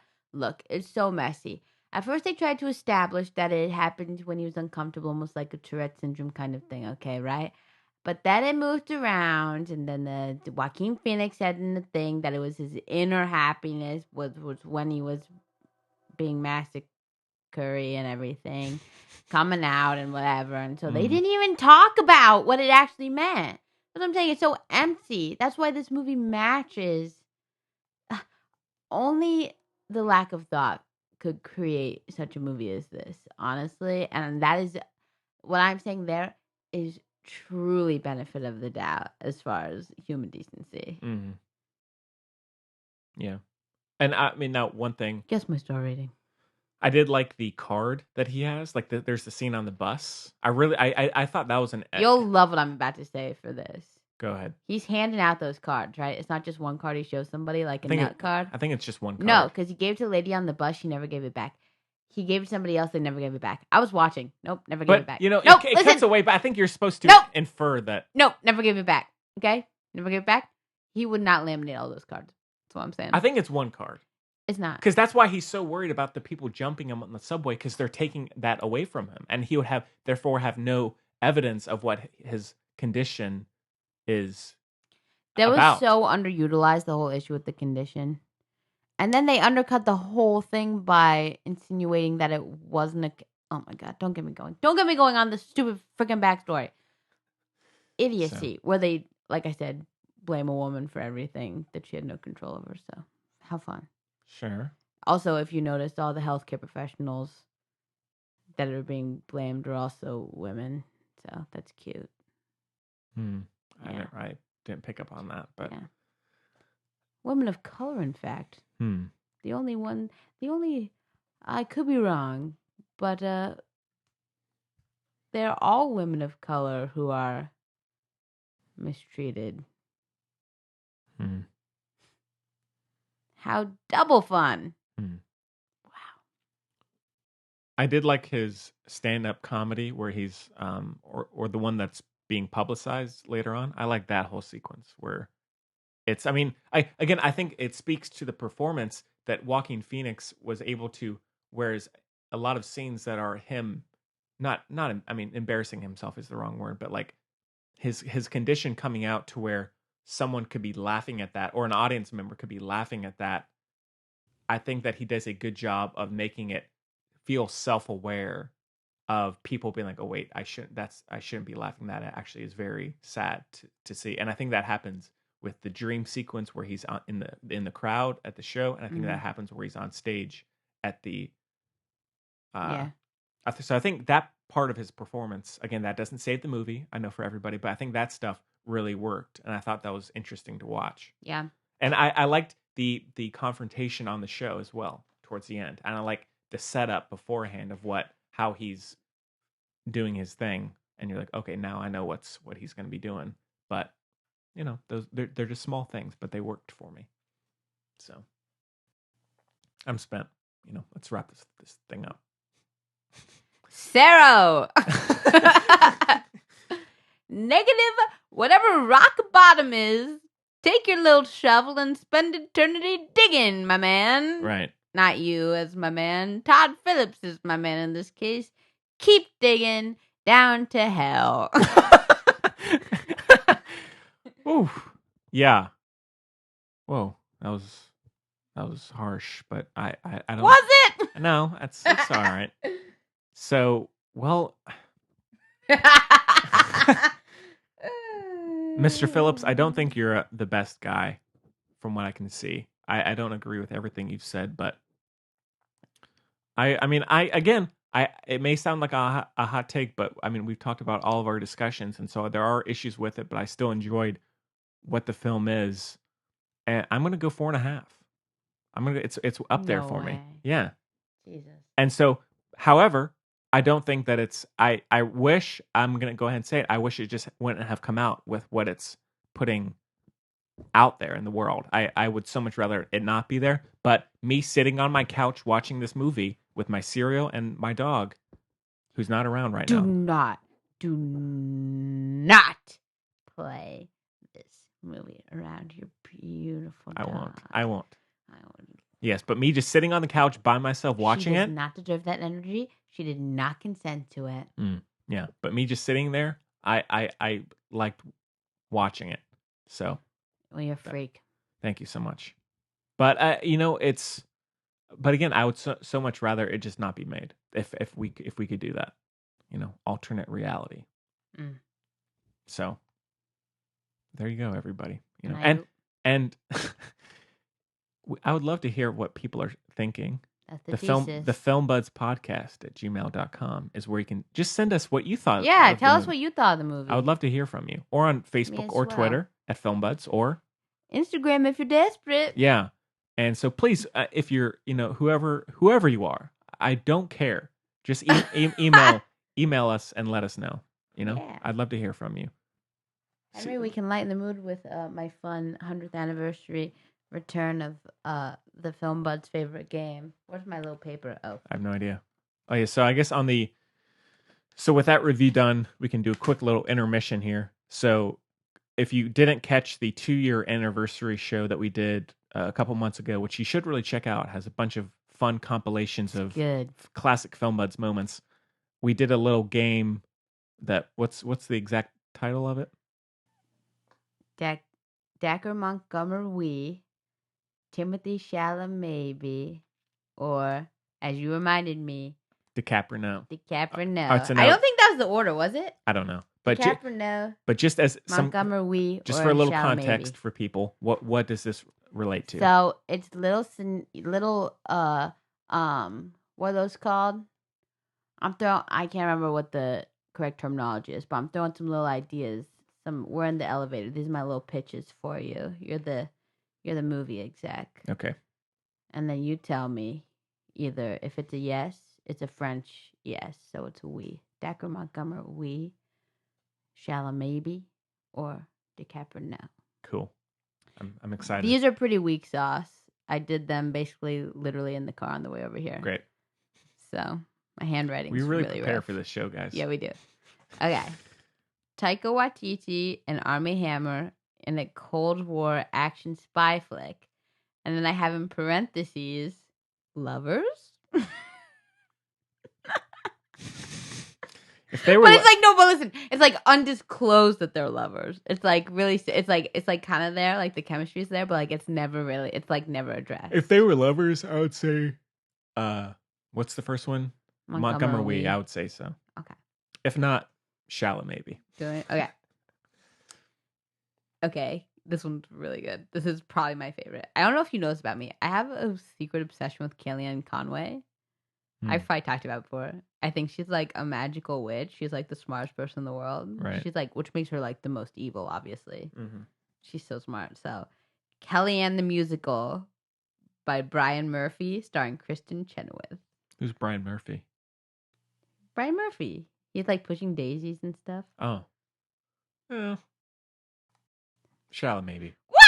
I'm a little. I don't have enough attached to those people to really. You know who Kellyanne is? I know she is. I don't have She's much of an crazy. opinion. Was George being sassy on the Oh, yeah. side the whole Oh, time? that was good. That was good. Come on. All right. This one I think you'll like. Gwyneth Paltrow and Dakota Johnson star as half-sisters with a hit list of men who have done them dirty. It is written by Phoebe Waller-Bridge and directed by Wes Anderson. I don't know. I'm DiCaprio? I'm close to DiCaprio on that one. Pourquoi? A little too mixed up. A little too many. What if I change the casting? Maybe. Okay. You know, she's I didn't know she's co-writing or she co-wrote Who? the new Bond. No dip. You didn't know She's that? not co-writing. Did No she? dip means no. Yeah. No poo. No, I know. I know that. I'm not debating that. Oh. I'm saying, well, I didn't know that. Yeah. But, I so. told you. And she's possible she could write the next one. So She is. officially writing the next one? Well- No, I'm talking the next one, not not Bond 25. She's not co-writing 25. She is writing 25. Oh, really? Just Yeah. her? Oh, okay. No cool. Time to Die. Sick title. Yeah, good poster. Well, I mean, all right poster. But Don't come on too strong. You'll scare him off. yeah. Okay. Gwyneth Paltrow, I'm thinking like Margot Tenenbaum vibes. Okay? That's what you got to pull it back to. Maybe I'm thinking the wrong age Paltrow, but she looks the same, so. Yeah. Fine. But I feel like Dakota Johnson. Maybe not Dakota Johnson. Yeah. Really? You're over Dakota Johnson now? No, just I don't see it. I You're don't see. over her. I don't see that mix. I know I like Dakota Johnson. Okay, what if it was... Oh wait, sorry. I was thinking of Fanning? Dakota Fanning.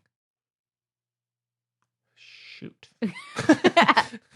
Okay, with Dakota Johnson, I could see that. I apologize, listeners. I was having a man moment. Close one. Yeah. Okay. Because now I'm thinking could be Dakota Johnson and Saoirse. But anyway. That would work. No. Sure. Okay. American Psycho. And then underneath it, it's called The Satire of Today, which is satirical in and of itself because it's so obvious, like so out there, right? And it's an actual musical, like on Broadway. Right. So we're a little out of our element, but it's fine. And it stars Andrew Scott. Hit. Hmm. I'm gonna punch him in the face. I would. I'm the concept. Yes, I would not cast. I love Andrew Scott. I do too. He'd be so good. I do too. But I don't see it. I would. Why? I don't know. I don't see him in it. Are you kidding I'm me? not kidding. Are you joshing? No joshing. Who would you cast? I don't know. You're a fool. Thank you. Okay. Ashton Kutcher and Mila Kunis as the new Mr. Rogers. Yeah, done deal. No thanks. As the new Mr. Rogers. Yeah. How'd that work? Well, Ashton would wear the red sweater.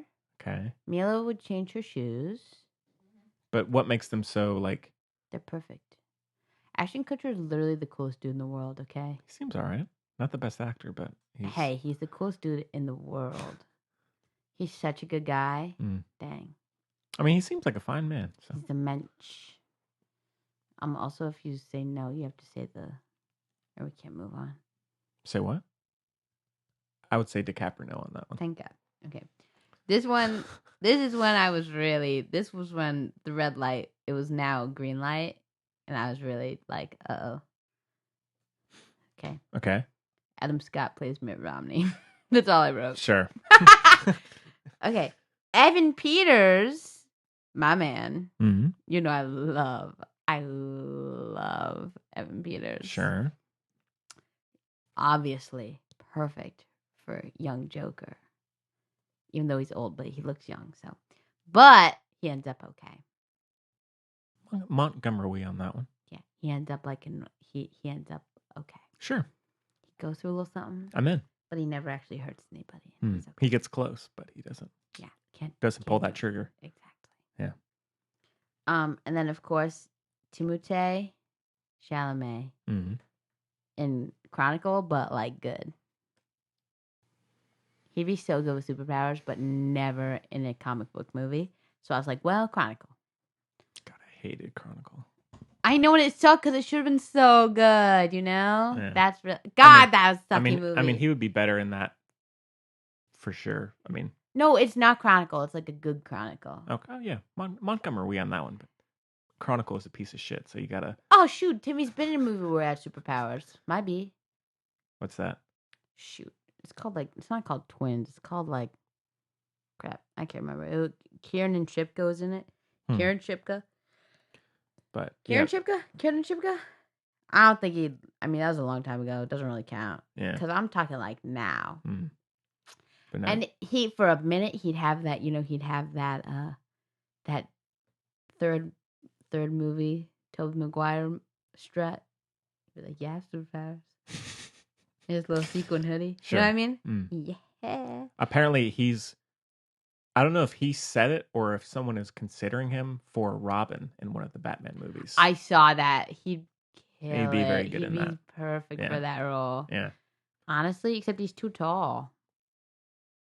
I don't know if I don't get that. I'm also really mad. Okay, so remember when I was like, oh, well, obviously I'm in now because Jonah Hill in Batman with Robert Pattinson. I didn't realize they meant as the villain. I thought they just meant as like an extra dude like around. Like I don't think he can pull off being the villain. Sorry, Jonah. Depends on the villain. I just don't see it. They're gonna have to do some stuff to him. I mean, I just don't see it. I mean, if he's like a funny, like, I can't see it. Okay. We'll see. I need to see what this movie's gonna look like. I think it should be a female villain anyway. There's so many. And well, apparently it's gonna have a Poison Ivy? A plethora of villains. Ew. Big hate. Yeah, because that's always worked before for Hollywood. God. But I trust Matt Reeves. War for the Planet of the Apes, Dawn of the Planet of the Apes. Wow. We love Cloverfield. I mean, the guy has. We stand. That's true. Has hit it. All right. I trust him. So, and he's. Right. I think he's co-writing it as well. I'm not. Okay. Affleck is out. Thank God. So I'm very curious about that. He's one. Clearly got a vision. He got our Pats in there. So. Yeah. So I'm curious for sure. Fellow Arsenal fan. Right on. So, that all you got for the? Yeah, that was our game. Cool. Henry, it was a short drive over here. That's fine. No, it's fine. You should have done a few loops. So, yeah, well, let's move on. Get to our retro review of Stanley Kubrick's A Clockwork Here's Orange. a We have a clip. Let's take a Hey, listen.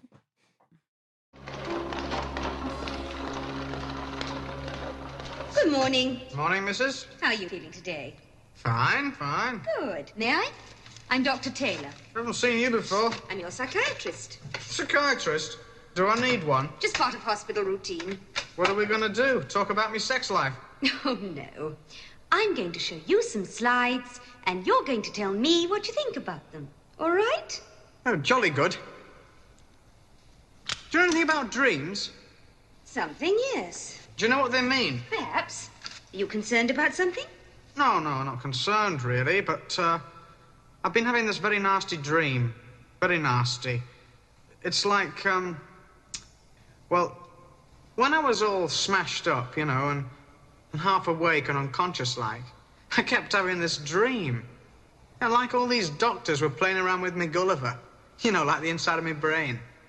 I seem to have this dream over and over again. Do you think it means anything? Okay, so before we get into the review, really quickly, we had teased a little earlier. We're just going to play, just in case you missed it. So Chloe's father was on. Wait, you're putting it in right here? Why not? Why don't you just put it in where it goes earlier? What? Yeah, I mean, we'll figure it out. So Gary's father was, or Gary's father, Chloe's father, Gary, was on the last show. And we were talking about Ad Astra, and I had to bleep out a very kind of quick moments where he was spoiling a little something in the film. And so we have a nice little clip for you. Throwback. Yeah, here we go. A bad story. Yeah, you gotta give us detail. You have to back up your claims. You know how it works. Well, scientifically, it was not sound. It was There shockingly. There were things that happened that were totally not explained and weren't. That's really the mystery. thing. Those. Oh, That's not a spoiler. I mean, I'm not going to say anything else about it except what the hell was that? You know, what was that? yeah, it's true. No explanation. All of a sudden. And they were bigger than the normal.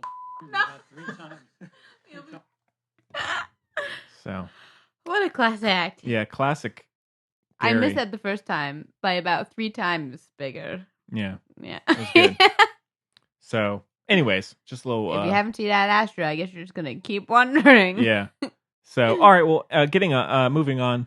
So, A Clockwork Orange came out in 1971 Wow. and is written and directed by Stanley Kubrick. Stars Malcolm McDowell, Patrick Mayhew, I thought you were just gonna stop after Malcolm McDowell. Michael Bates, Warren Clark. You're being very generous. Just reading the top few here. It's just Malcolm McDowell. Yeah. And in the future, a sadistic gang leader is imprisoned and volunteers for a conduct aversion experiment, but it doesn't go as planned. This movie's so sick. So yeah, this one, like we said, is probably one of the more controversial films ever made. It was Definitely made a stamp. You couldn't get it in England until he died. Oh no? He was getting so many death threats and stuff. He Wow. said, "All right, no longer allowed to be shown in England." So Interesting. until he died, you couldn't get it there at all. Yeah. They didn't show it and nothing. Yeah. And of course, it's been referenced in pop culture all across the Oh my God, you know, forever. yeah. And it's based on a book, to be fair. Yes. What's his name? Andy Burgess? Uh-oh. You got it. Did I? Yes, you did. Oh! Well It's a done. real bathtub moment for Chloe. What? Mother in a bathtub moment yeah. for Chloe. Wow. Mm. I'm thrilled. Yeah. How many movies has he done that in recently? He did. You were never really. I Here. mean, look. He did it, and I think he did it in another one. It's far too. Look. What was the other movie he was in this year? If it's noticeable. Not Mary Magdalene. He didn't bathe his mother in Mary Magdalene. Oh, that's not right. That'd be. Anyways, so Chloe, when did you first see A Clockwork Probably when I Orange? was too little. Mm. I think I read the book first, to be fair. I remember I read all those books in like 6th grade. I read Brave New World, 1984, Clockwork Orange, like the lot, all in the same year. Right. Because I don't know, my mom told me to read Brave New World, I think, and that kind of got me going. I didn't really like any of them, to be fair. This one was my favorite as far as the way it was written. Sorry, this is not book club, I know. The book buds. But for the Office fans, I would love to be in Culture Club. But anyway, you know what I'm talking about? The Finer Things Club. Yeah. Thank you for using the actual name. I'm embarrassed and ashamed of myself. Sorry. But I blanked, okay? Anyway, I'd love to be in the Finer Things Club, except not really. Oscars, not my favorite. Actually. Anyway. But, yeah. But the movie is, like, it's so good. Like, it's like, not my deal, obviously. Like, it's not, I'm not, you know, it's not. Not your cup of tea? No. I'm not just gonna pop it in. Shoot. You know, rainy day. Lazy Sunday? Yeah, I don't think it's anybody's lazy Sunday out. So I hope it's not anyone's. I hope not.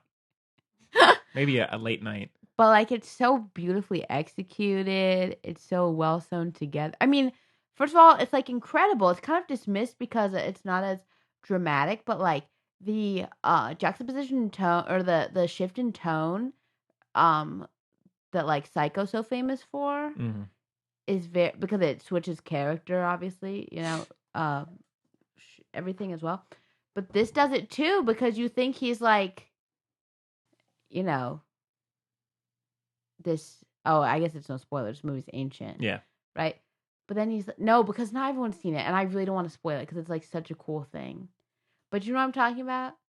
Just the way what you think of him when you first see him, and then who you realize he is. Sure. Yeah. Is the most well executed, coolest, most like true thing in the world. I just think that's so. I just think that, and like, think of how many times, like, countless times people try to, like, we have so many portrayals of, like, poor portrayals of, like, I really don't want to spoil it. Because, like, even if one person hasn't seen that movie and they decide to watch it and then they see that, like, I don't want to spoil it. But, like, okay.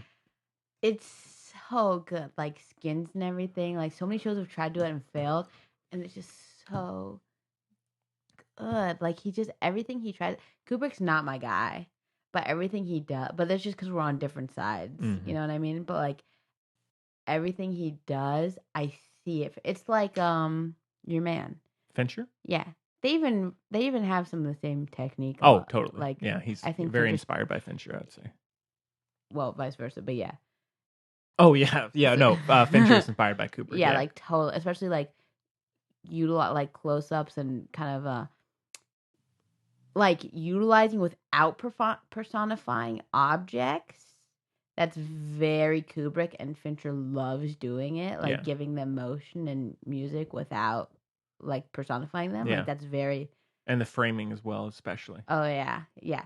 So, like, it's just, like, pure artistry, which you don't get a lot anymore, which is too bad. But, it's so well done. And Malcolm McDowell is, like, outstanding. Yeah, I mean, it's been said to death, but, I mean, he is still pretty incredible. It's an incredible performance. Yeah, and just it's insane. The word creation or like the wordplay, I guess is the better way to put it, is just amazing. Like the amount of, like, almost, I mean, it's nowhere near him, but like almost like how Shakespeare created so much. Well, it's from the book as well. Yeah. So creates so many words that the novel and the movie just have so many interesting plays on words and Cockney slang. It kind of that's the thing. It's all, it takes in so much from culture and binds it all together into this obvious magical. It tends to have a positive, implication, but this is not. But like, it takes in so much and makes it this little like music box that you can like open up and like watch everything happen and then like close it back and put it away, and it all fits. Like that's so impressive that you put so much into this world, but it's still so confined, like in with such like a neat bow on top. Like, it's just, and it's such an uncomfortable movie. It's so uncomfortable. It is, yeah. So upsetting, but like, it's so good. That's what I'm saying, and that speaks to like me not liking Joker too. Like, I know the difference between a good film I can embrace a good and very upsetting film. Like, it's not bad at all. Yeah. Like, but this movie has so many strong, powerful, like, societal messages. Like, dang, like, it's all in there, and it's executed so well, and it's in on the joke. But it's also so scary. Yeah. And it is one thing that's been taken from this film and similar ones is almost tempting you to enjoy what they're doing, because he'll inject humor or very stylized moments, and Absolutely. and so he does that. He balances that very well. Yeah. And interestingly, also, this movie, this is like a very much a side note, but like I was thinking about it because I rewatched Clockwork Orange, or part of it anyway, this morning. But Clobo couldn't sleep in case we all forgot about that. But anyway, and I said, hey, what's basically, dreamlike state? Who doesn't have nightmares, Oh yeah, that's fair. Anyway, but so I was watching it, and like this movie has like a lot of nudity and stuff. Far more respectful to women than Joker. Sure. But like it's all so creepy, and then when you realize oh my god, and it's got these like segments, like chapters, like a book, which I just love. It's just like that classic, and I don't know where it's gone, Henry. Henry, where is it? Where has it gone? Well, that's one thing that feels like Fincher is like almost like if you think of Gone Girl, it's almost like three separate these chapters. I mean, it's not like it's the same as this film, but like that's one thing Fincher does take in some ways, I think. But no, I agree. I appreciate that he takes it from Kubrick, but I need me an auteur right about now. I thought it was going to be Carrie Joji. I'm holding out hope. Oh yeah, but maybe TV's kind of ruined the age of the auteur. It has. They get distracted and crap. Shoot. Mm-hmm. Yeah, man. Dang it! I never thought about that. Yeah. Well, now how does this compare to other Kubrick films? Where would it rank for you? Probably pretty high, honestly. I don't love Kubrick films, and this one is like so. I just love the style. Again, obviously very upsetting, but like it looks so freaking good. And like the parlor stuff towards the beginning. Come on. Anytime there's tiling on the floor, it's amazing. It's so good. Everything's so good. And the Beethoven, like it's all so good. And the end, it's like, again, I'll reference Psycho. Like those are two of the best ends of all time, if you ask me. Like Last Shots, Psycho, and Clockwork Orange, and we're basically done. Like, yeah. Oh my god! But it's probably my favorite Kubrick film. Oh. Meh, I would say. I don't love. You'd think the one that would be my favorite is not my favorite. Dr. Strangelove. Oh yeah. Well, which we reviewed on the show with Braden. Because that's super my vibe. Yeah. Like it's great. Obviously, I appreciate it, but no. I mean, I think that this is definitely by far one of his best. I'm not really an Eyes Wide Shut person. That one maybe. Oh, I love. Yeah. I know. Maybe I just don't get it. I don't know. What about you? Well, I like a lot of movies. I got to it late. I only saw it in college, and or I mean, when I saw it for the first time. I don't know how old I was when I saw it. I was probably older though. I don't think either one of my parents would have been like, "Yeah, you should watch that." Yeah, Yeah. And so, kind of going off other things you said, or I mean, kind of veering off a little bit. So I like it a fair bit. I really enjoy the first half of the movie. Yeah.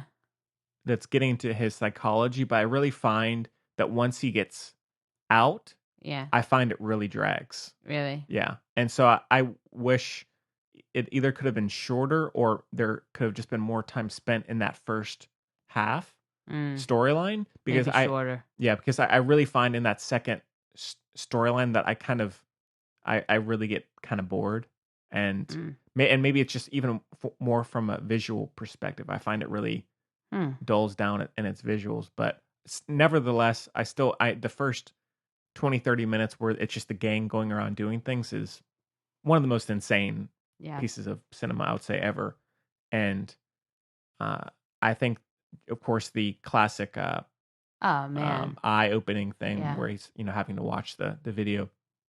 All of that stuff is incredible, and I think it's definitely, obviously it's no surprise it's made its mark, and But not for its dramatics. It's for its effectiveness. Like there's sure, a big difference. You know yeah, what I mean? and I think just Kubrick, his level of execution, not execution, or no, what am I trying to say? Execution? Yes, Yeah. execution across so many different genres, Yeah. where he's able to elevate it Oh so yeah. much it's I Speaks mean, even volumes. even at this being decades removed, it's still pretty incredible.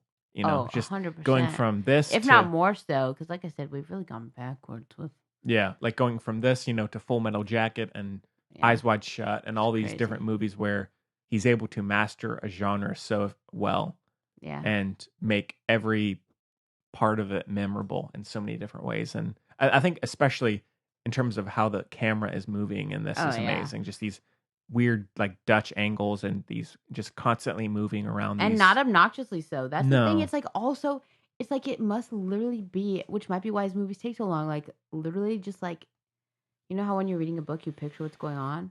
Like it must literally just be how he pictured everything. Yeah. And then he literally was just like, I'm gonna translate exactly what I see. That's the only way it can work because it feels so authentic, even though it's so crazy. Yeah.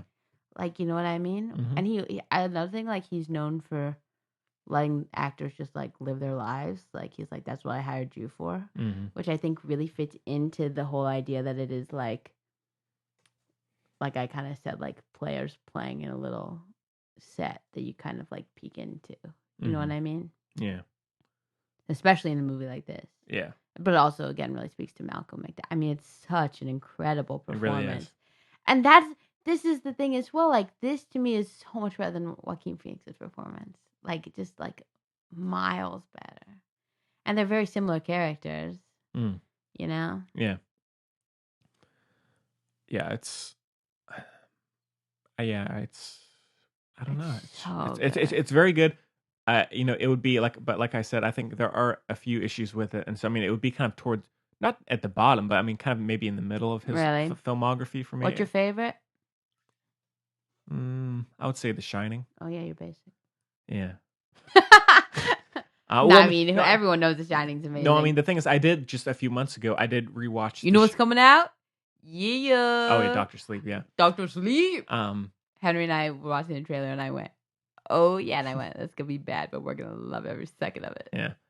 I did rewatch The Shining a few months ago after having not seen it for years, and I could not believe how great it was. It's and so good. And so that's it. May be the most basic thing to say ever. No, it but got that way for a reason. Yeah, and so but I think it's still amazing. It's astounding. I would say that, and I do like the killing quite a bit, which is very Yeah.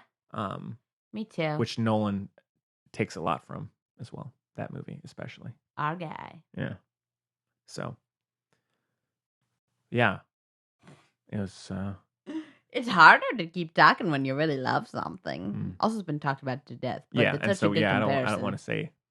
It's so good. And it has so much excellent social commentary without it being the point of without it shoving it in your little face. Yeah. You know what I mean? Yeah. And you can pick up what you want, put down what you want. Like, wow, is it good? Mm-hmm. And he always gets really good. Like, all the actors know is really good. Like, all the supporting. They're top notch. You know, everybody. Which is, I feel like, especially in older movies, it tends to be that, like, the supporting actors tend to be not that way, generally. Always. You can really Kubrick, feel the difference. He's not messing around. No, certainly not. That's true. I mean, because, like, pretty much in every film of his, there's a really iconic performance. Oh, very true. You know, which you can't say a lot about. And that's also so interesting because, like I said, he's one of the ones who's known for letting the actors do their thing, which is really interesting. Yeah. So, but I mean, like, for example, in Eyes Wide Shut, that's one of Tom Cruise's best performances. Yeah. And then, of course, Jack Nicholson in The Shining. And yeah. So it's, the guy's got it. You know, he's just got it. It's incredible. Yeah. So. I don't want what he's got, but I see what he's got. And I say, wow. Yeah, man. Good for you. All right. Well, out of 5, I'll go heavy 4. Okay. Okay, bear with me. Okay, so you know those videos now they have where people are making candy out of like sugar, like the really bright colored sugar and everything? I think And they're so. making candy, so it starts really big, and they wrap it and it gets really small and everything, and then they cut it again. So it's that machinery. The machinery is like titanium white, right? And the candy's coming out and starts really big and gets small. But it's pitch black around it, and there's just one person in the like lab jacket, but it's like a latex lab jacket cutting them, and you can't really see the Right. Cool. bit. All right. Well, I guess we can get on to a little bit of news. We got a couple trailers to talk about. The Gentleman. Yeah. So That was called? yes. So I guess the first one we can talk about is Guy The Ritchie's Gentleman. new film. And if you haven't checked out the Guy Ritchie bonus show available at the You'll filmbuds.bandcamp.com, check that out for a minimum donation of $1. You'll get a break from moi. Yeah, and has Jacob number 1 on it. It was a great talk. Check that out. And who knows? Maybe you can donate more than just $1. It lets you do however much you $1.50. want. Yeah, maybe 2, Whoa. maybe 3. Whoa, that's 300%, man. Oh, yeah. I don't mind that though. I mean, hey, why not? So, yeah. So this is his a return to Guy Ritchie heists. You know, the Guy Ritchie heist. Kinda. Is it a heist? Well, I mean the crime bromance yeah. type movie, I guess you could say. So this one has McConaughey, has Michelle Dockery, Charlie Hunnam. I don't like Michelle Dockery. She's not bad. I wish it was, what's her name? You know what's her name? No. What's her name? Shoot. She was in Fargo, second season, third season. Second season? Kirsten Third Dunst. season? No. But I hate to refer to her this way. The lady who's dating Ewan McGregor now. Mary Elizabeth Winstead. oh yeah, I wish it was her instead. yeah, and it has Colin Farrell, Henry Golding from that guy. Crazy Rich Handsome Asians. face. Yeah. No thanks. Hugh Grant. Oh, he's in his prime. Yeah. Hugh Grant and Colin Farrell are gonna time of their lives. I'm gonna have with them in this movie. Oh my Yeah. god, the accents! Wow. Yeah. Hugh. This one comes out Grant next year. is living his best life today. Mm-hmm. Wow. He's still talking like this all the time. Yeah. I'm Michael Caine, but I'm not Hugh Grant, Yeah.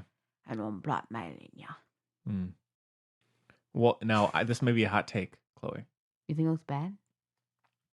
So now, I mean, maybe it's just because we had, I just talked about all the Guy Ritchie movies and rewatched them all. I will say, I think the cast is good, and I think in a vacuum, the movie looks good. I will have to admit that in about 30 seconds of this trailer, I was getting really bored. It felt so tired of like what Guy Ritchie has done before. That's why I found King Arthur. He's your dude. I know, but that's why I found King Arthur so refreshing, is because it's the Guy Ritchie style in a genre he hadn't done anything like before. Yeah. But in this, he's just doing more of these criminal bromances. Oh, it's an American. Well, Who's Matthew McConaughey? I know, and I mean that's going to be fun either way. And that's his prime haircut. Yeah, I mean I'm definitely going to see it. Like it just I wish he would go and do some other crazy genre and put his style in it. It could be. I mean, we'll see. Maybe, but don't do that yourself. I was Henry. slightly underwhelmed. I will say that. Oh wow. Hey, maybe they're saving the good stuff for the movie. I hope so. So there you go. Well, I guess the other one, the big one, is Birds of Prey. Oh, I keep thinking we've talked about that. No. So this one is coming out in February, the same day as the new Green Day album. Coming out Oh, have Valentine's you heard Day? the new Green Day news? The No. huge news? Huge. Huge. I'll talk about it off air. Okay. You can save it for the music buds. Yeah. So Birds of Prey is the next DC comic book film, but this one is more in the quote unquote cinematic universe of Suicide Squad and all those. And it's bringing together Harley Quinn, Poison Ivy, and kind of all the female DC baddies. Mm. And it's directed by the the woman who had a hit at Sundance, I think, a year or two ago. Oh yeah, I want to know what movie it was. it was shoot, what's the name of that movie? I'll find it. You keep Okay. talking. And yeah, it's just about them kind of. It's almost similar to Suicide Squad. It's just I don't know how much. I'm hoping there's not as much plot as there was in Suicide Squad of this kind of You're just so weird. no in terms of this like here we need to band together to fight this supernatural force. I'm just hoping there's not that in it. I'm hoping it's a little more grounded. But it looks. I think it looks.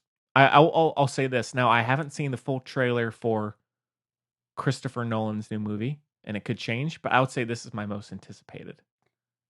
No way. I mean, what else is coming out?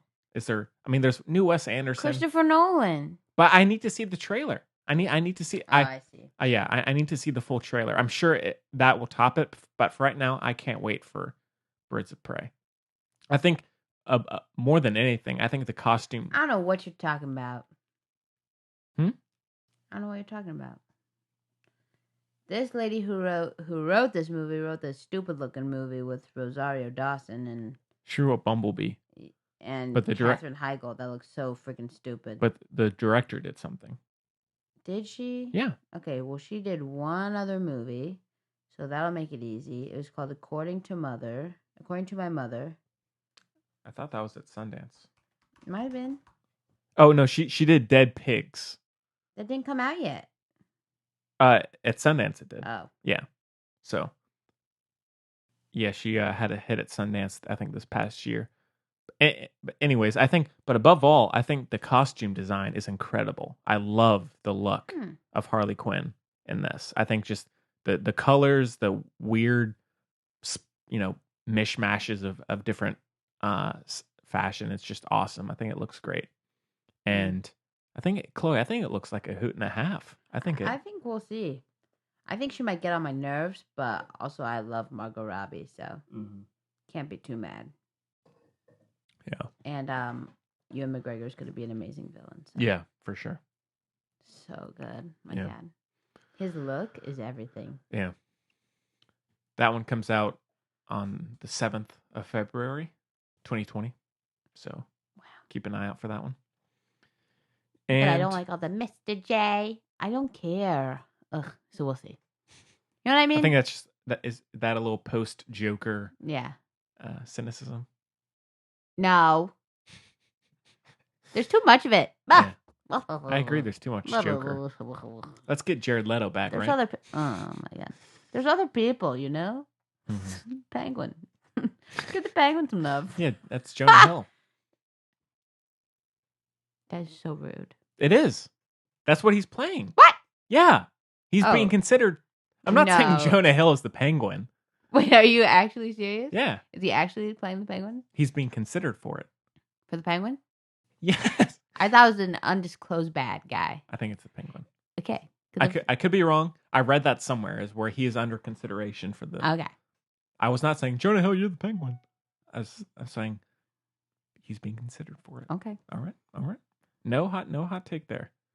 So, I guess we can move on unless there's any other news. There's like none. I tried. Yeah, and we do actually have a listener question about about news, and so it relates. So don't gotta keep it secret here. So the Filmbuds podcast at gmail.com is the address that you can reach us, like we said, and Facebook and Twitter at Filmbuds, and Instagram if you are desperate.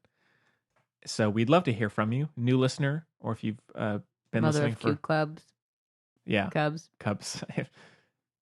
Mother of cute clubs. That could work. So, anyways, Film nutter. Film nutter. Canned tuna. 69. 8. Yeah, I know. And so, yeah, please send us any questions, comments. We'd love to hear from you, no matter what you have to say. And so, yeah, the first one we have got an international. We have 2. Huh? Sure. So the one we have. International? Internatty? Is Yeah. it Film Nutter? It is not. Ooh. And not now. He could be under. It's. they're giving their normal name. Okay. That he could be Exciting. in disguise here. Okay. This could be film. Is it Nutter. Daniel Radcliffe? No. It could be. Could He's be. It could be. Could be. We're not saying it's not. I hear. So he says, "Hi, my friends, Henry and Chloe. Hello. I'm sure you've seen Martin Scorsese's comments. Have you seen this? I have. Yeah. And yeah. On Marvel films being almost like theme parks and not really being quote unquote real movies. I think that's kind of a sick way to describe it. Yeah. Do you think he's overreacting or do you think there's some merit to what he is saying? Congrats a bunch on 100 episodes. Here's to 100 more." Who was the name? Oh, yeah. Sorry. This is from Winston in London. Thank you, Winston from London. Yes. Is it? Not Churchill. No. Unless, no. Ooh. Yeah. Unless. Wow. So if you haven't heard, so Martin Scorsese recently came out and actually have the quote here. Just went on a rant, dragging Marvel through the mud. And he said, quote, and this is from his an interview via who's speaking to Empire, and this is done by Collider.com. He said, "I don't see them. I tried, but that's not cinema. Honestly, the closest I can think of them as well made as they are, with actors doing the best they can under the he's so circumstances. Is theme parks. He's a sweetie pie. It isn't the cinema of human beings trying to convey emotional, psychological experiences to another human being." I think that's beautifully said. And then, Oh, follow up, and we had a response also through Collider, but from the Twitter page the tea of James Gunn, director of Guardians 1 and 2, and he's also doing the new Suicide Squad for Didn't DC. he get in trouble He for being did. racist or something? He is, but he is back. Of course. And he said, "Martin Scorsese is one of my 5 favorite living filmmakers." Oh, wow. That's shady. I don't know if it's that shady. It's shady. He's basically saying you're my 5th favorite filmmaker. It's a shady start from a shady man. "I was outraged when people picketed The Last Temptation of Christ without having seen the film. I'm saddened that he's now judging my films in the same way." Shady. Continuing, he said, "That said, I will always love Scorsese, be grateful for his contribution to cinema, and I can't wait to see The Irishman. And I'm not saying religious zealotry is the same as not liking my movies or in the same category. What I'm saying is I'm not fond of people judging things without actually seeing them. Whether it's a movie about Jesus, excuse me. Whether it's a movie about, excuse me, everybody. Sorry, hope I didn't offend anybody there. All right. Whether it's about Jesus bathing his mother? Whether it's a movie about Jesus or a genre. Yeah, or about Joaquin Phoenix bathing his mom in Joker. So, Chloe, what you think of this thing? I happen to very much agree with Martin Scorsese. He's not saying there's anything wrong with them. They are like amusement parks. I concur. No? Oh, no, I was just laughing at the Jesus thing. Sorry. No, I mean, I think he's dead on. Not just because I love him, but also I wholly agree. I've said that kind of that's why I don't usually like to spend my, garbage, No, I didn't say garbage. I'm glad they mean a lot to a lot of people, and I think that's very important and admirable and good that they make people happy, but, like, I don't consider them great pieces of film either. Mm-hmm. You know, like Black Panther being up for Best Picture, I think it's ridiculous. I would agree with that. I think, well, I mean, now I agree with that to an extent.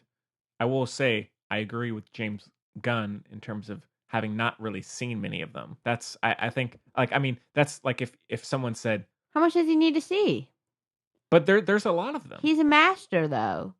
Doesn't matter. But like that's almost like if someone came out and said, I watched my first Martin Scorsese movie, The Wolf of Wall Street, hated it. He's a terrible filmmaker. That's like I tried watching them, but he just exploits criminals. or he's just glorifying criminals. That's like the same thing. And it doesn't matter if it's just some Yahoo on the street, Jesus, or But if it's or if But it's that's not what he's or- saying. He's not saying that. He's saying that he sees a purpose in them and that it's not pure artistry and display of the human condition. I don't know if He that's didn't true, though. discredit But again, like for example, now again, I don't think, I mean, there weren't any on my top 25 list. Yeah.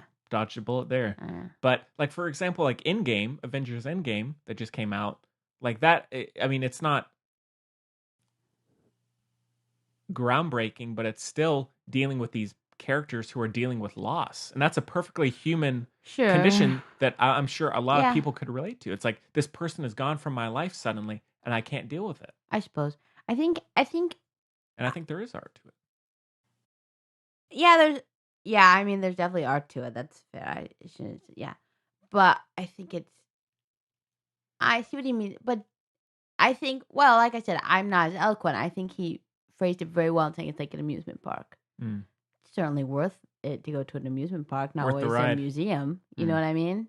But I think there's certainly different categories. I agree. I mean, I don't think, The Irishman and Avengers Endgame are at all in the same category by any means. Yeah. So, but I still think if you were going to judge it, I would have, like, if he had said, I binge watched Iron Man through Avengers Endgame, and I had that same statement, that's one thing.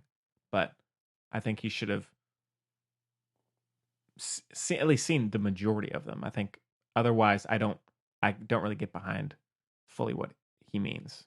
So, but hey, I love the guy, and I think most of his films are better than any of those. It's just, I agree with James Gunn. And he was nice about it. Yeah. Just leave it alone. James Gunn is fishing. But also that's like, it's kind of trivializing like what someone has worked on, spent months of their life on, like someone that wrote and directed. I'm not saying James Gunn in particular, but like someone who had spent. You know who I want to ask their take? You know who I think would solve this whole thing? Taika. Well, yeah. Let's ask Taika what he thinks. Yeah. Yeah, but like for example, like Taika Waititi, who did Thor Ragnarok, like he spent a lot of time on that movie, and I'm sure he put a lot of artistry into it, but that doesn't mean that, because it's part of the cinematic universe that it's, void of merit, I don't think that he's saying it's devoid of merit. But it's like, that's like if someone came out and compared, like, I don't know, like if someone looked at a podcast out there and said, this is like high art, great podcast, and then they looked at us and we're like, I listened to an episode. Bad fan. It's like a theme park, which, hey, that sounds fun. Hey, but like, take it. I'll be like, hey, we put a lot of time and effort into it. We put it out there and we do our best to give people a good show. I guess. You also have to think about motivations, to be fair. Yeah. It is certainly, you can't tell me they're not money driven. Those Sure. superhero movies. Oh, sure. So they're also, I mean, come on now. Mm-hmm. Let's not get, Yeah. But, I don't think they care as much about their fan base as one might like to. Sure. But it's as I'd like to think. Cool. All right. Well, let us know what you think. If you have any thoughts, we'd love to hear from you. And thanks for the question, Winston. Yeah. So, all right. Well, I guess we can end off with our picks of the week. I have a couple things, actually, Chloe.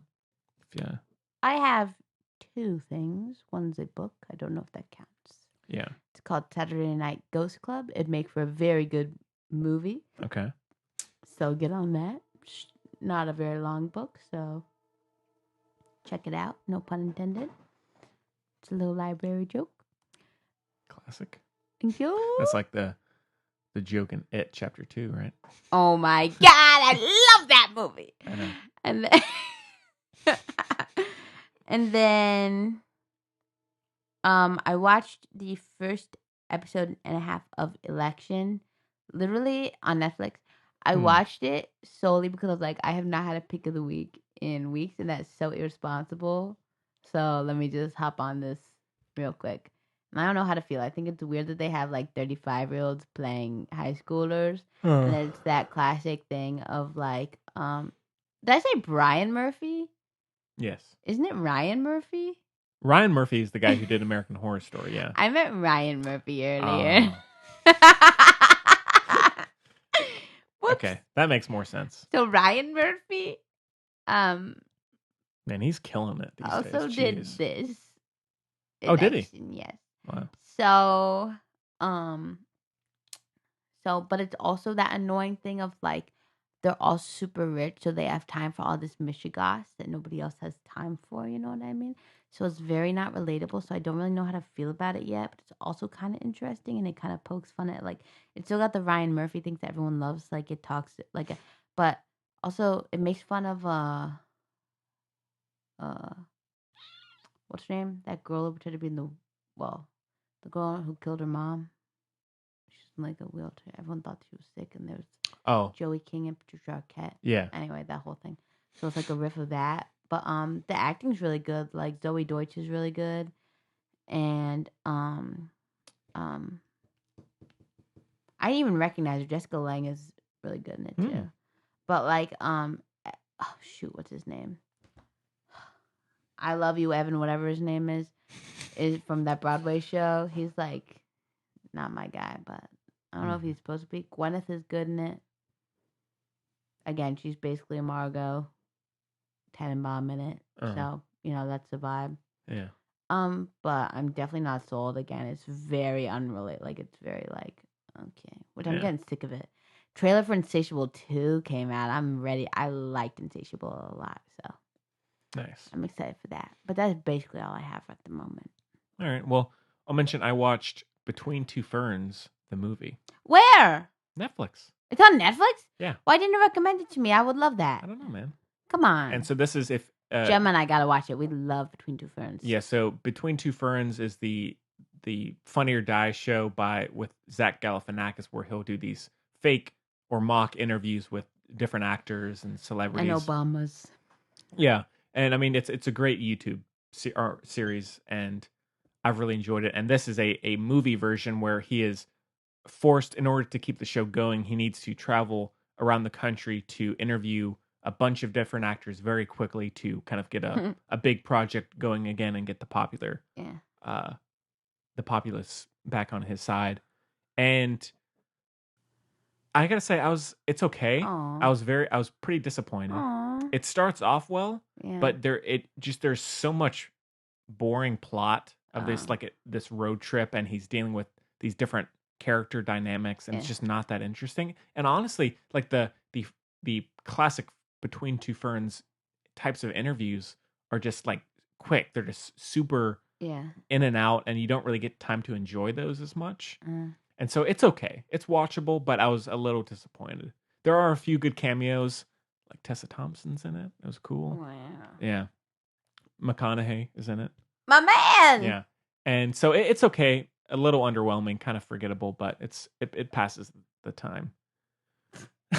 And then I rewatched Moonlight, which is on Netflix as well, and it's still just amazing. It gets better every time, and it's just so moving how he shoots that movie. It's just, and the performances are incredible. And I like mine better, but what if Beale Street could talk? Yeah.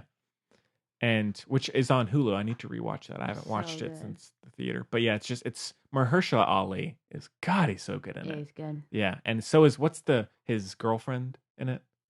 Oh no, I'm blanking. She's fantastic. Shoot. She's fantastic. No. Naomi Scott. No. Shoot. Yeah, she's so good in it though. Excuse me for not remembering, but so annoying. Yeah, it's just, and if you haven't seen it, give it a look. So, and then I rewatched Ocean's 11, which we talked about on the bonus. Jacob and I talked about on the Heist Movie Special bonus show that's on the normal podcast feed, not on Bandcamp, and so you can check that one out. That was a really fun time. And then lastly, I rewatched The Girl in the Spider's Web, which is the Lisbeth Salander Girl with the Dragon Tattoo sequel or reboot, whatever you want to call it. And it's still okay. It's watchable. It looks really good. I don't mind Claire Foy in it, but the guy who plays Mikael Blomkvist Yeah. is just so terrible, so boring. But I still enjoy it. I think it's a watchable kind of trashy thriller, and I really like the girl who's her sister, who's from Blade Runner 2049. I really like her in it and the look of that character. And I just have this weird craving for these like Nordic trashy thrillers, like The Snowman. And since all of them are like so subpar, I just have a craving for these like 2.5 out of 5 movies. So weird. Like The Snowman, this movie, and I mean the original movies are much better, but I don't know. There's something about them I just love. Yeah. So that one is on. I can't remember, maybe Stars or something, but I don't know. Great. I don't know where things Nobody go. needs to know. Yeah, and the thing is, they were like expecting this to do better, and they lowered the budget. Yeah. It bombed horribly. Yeah. Like at least Fincher's movie made a couple I hundred know. million. Like people are so stupid. Give me the Daniel Craig, Rooney Mara. No. Oh man, such a shame. With the Trent Reznor score. Ah, The Watchmen show coming out in just a couple Yeah. weeks. I know. Looks good. Looks real good. So I think that's about it.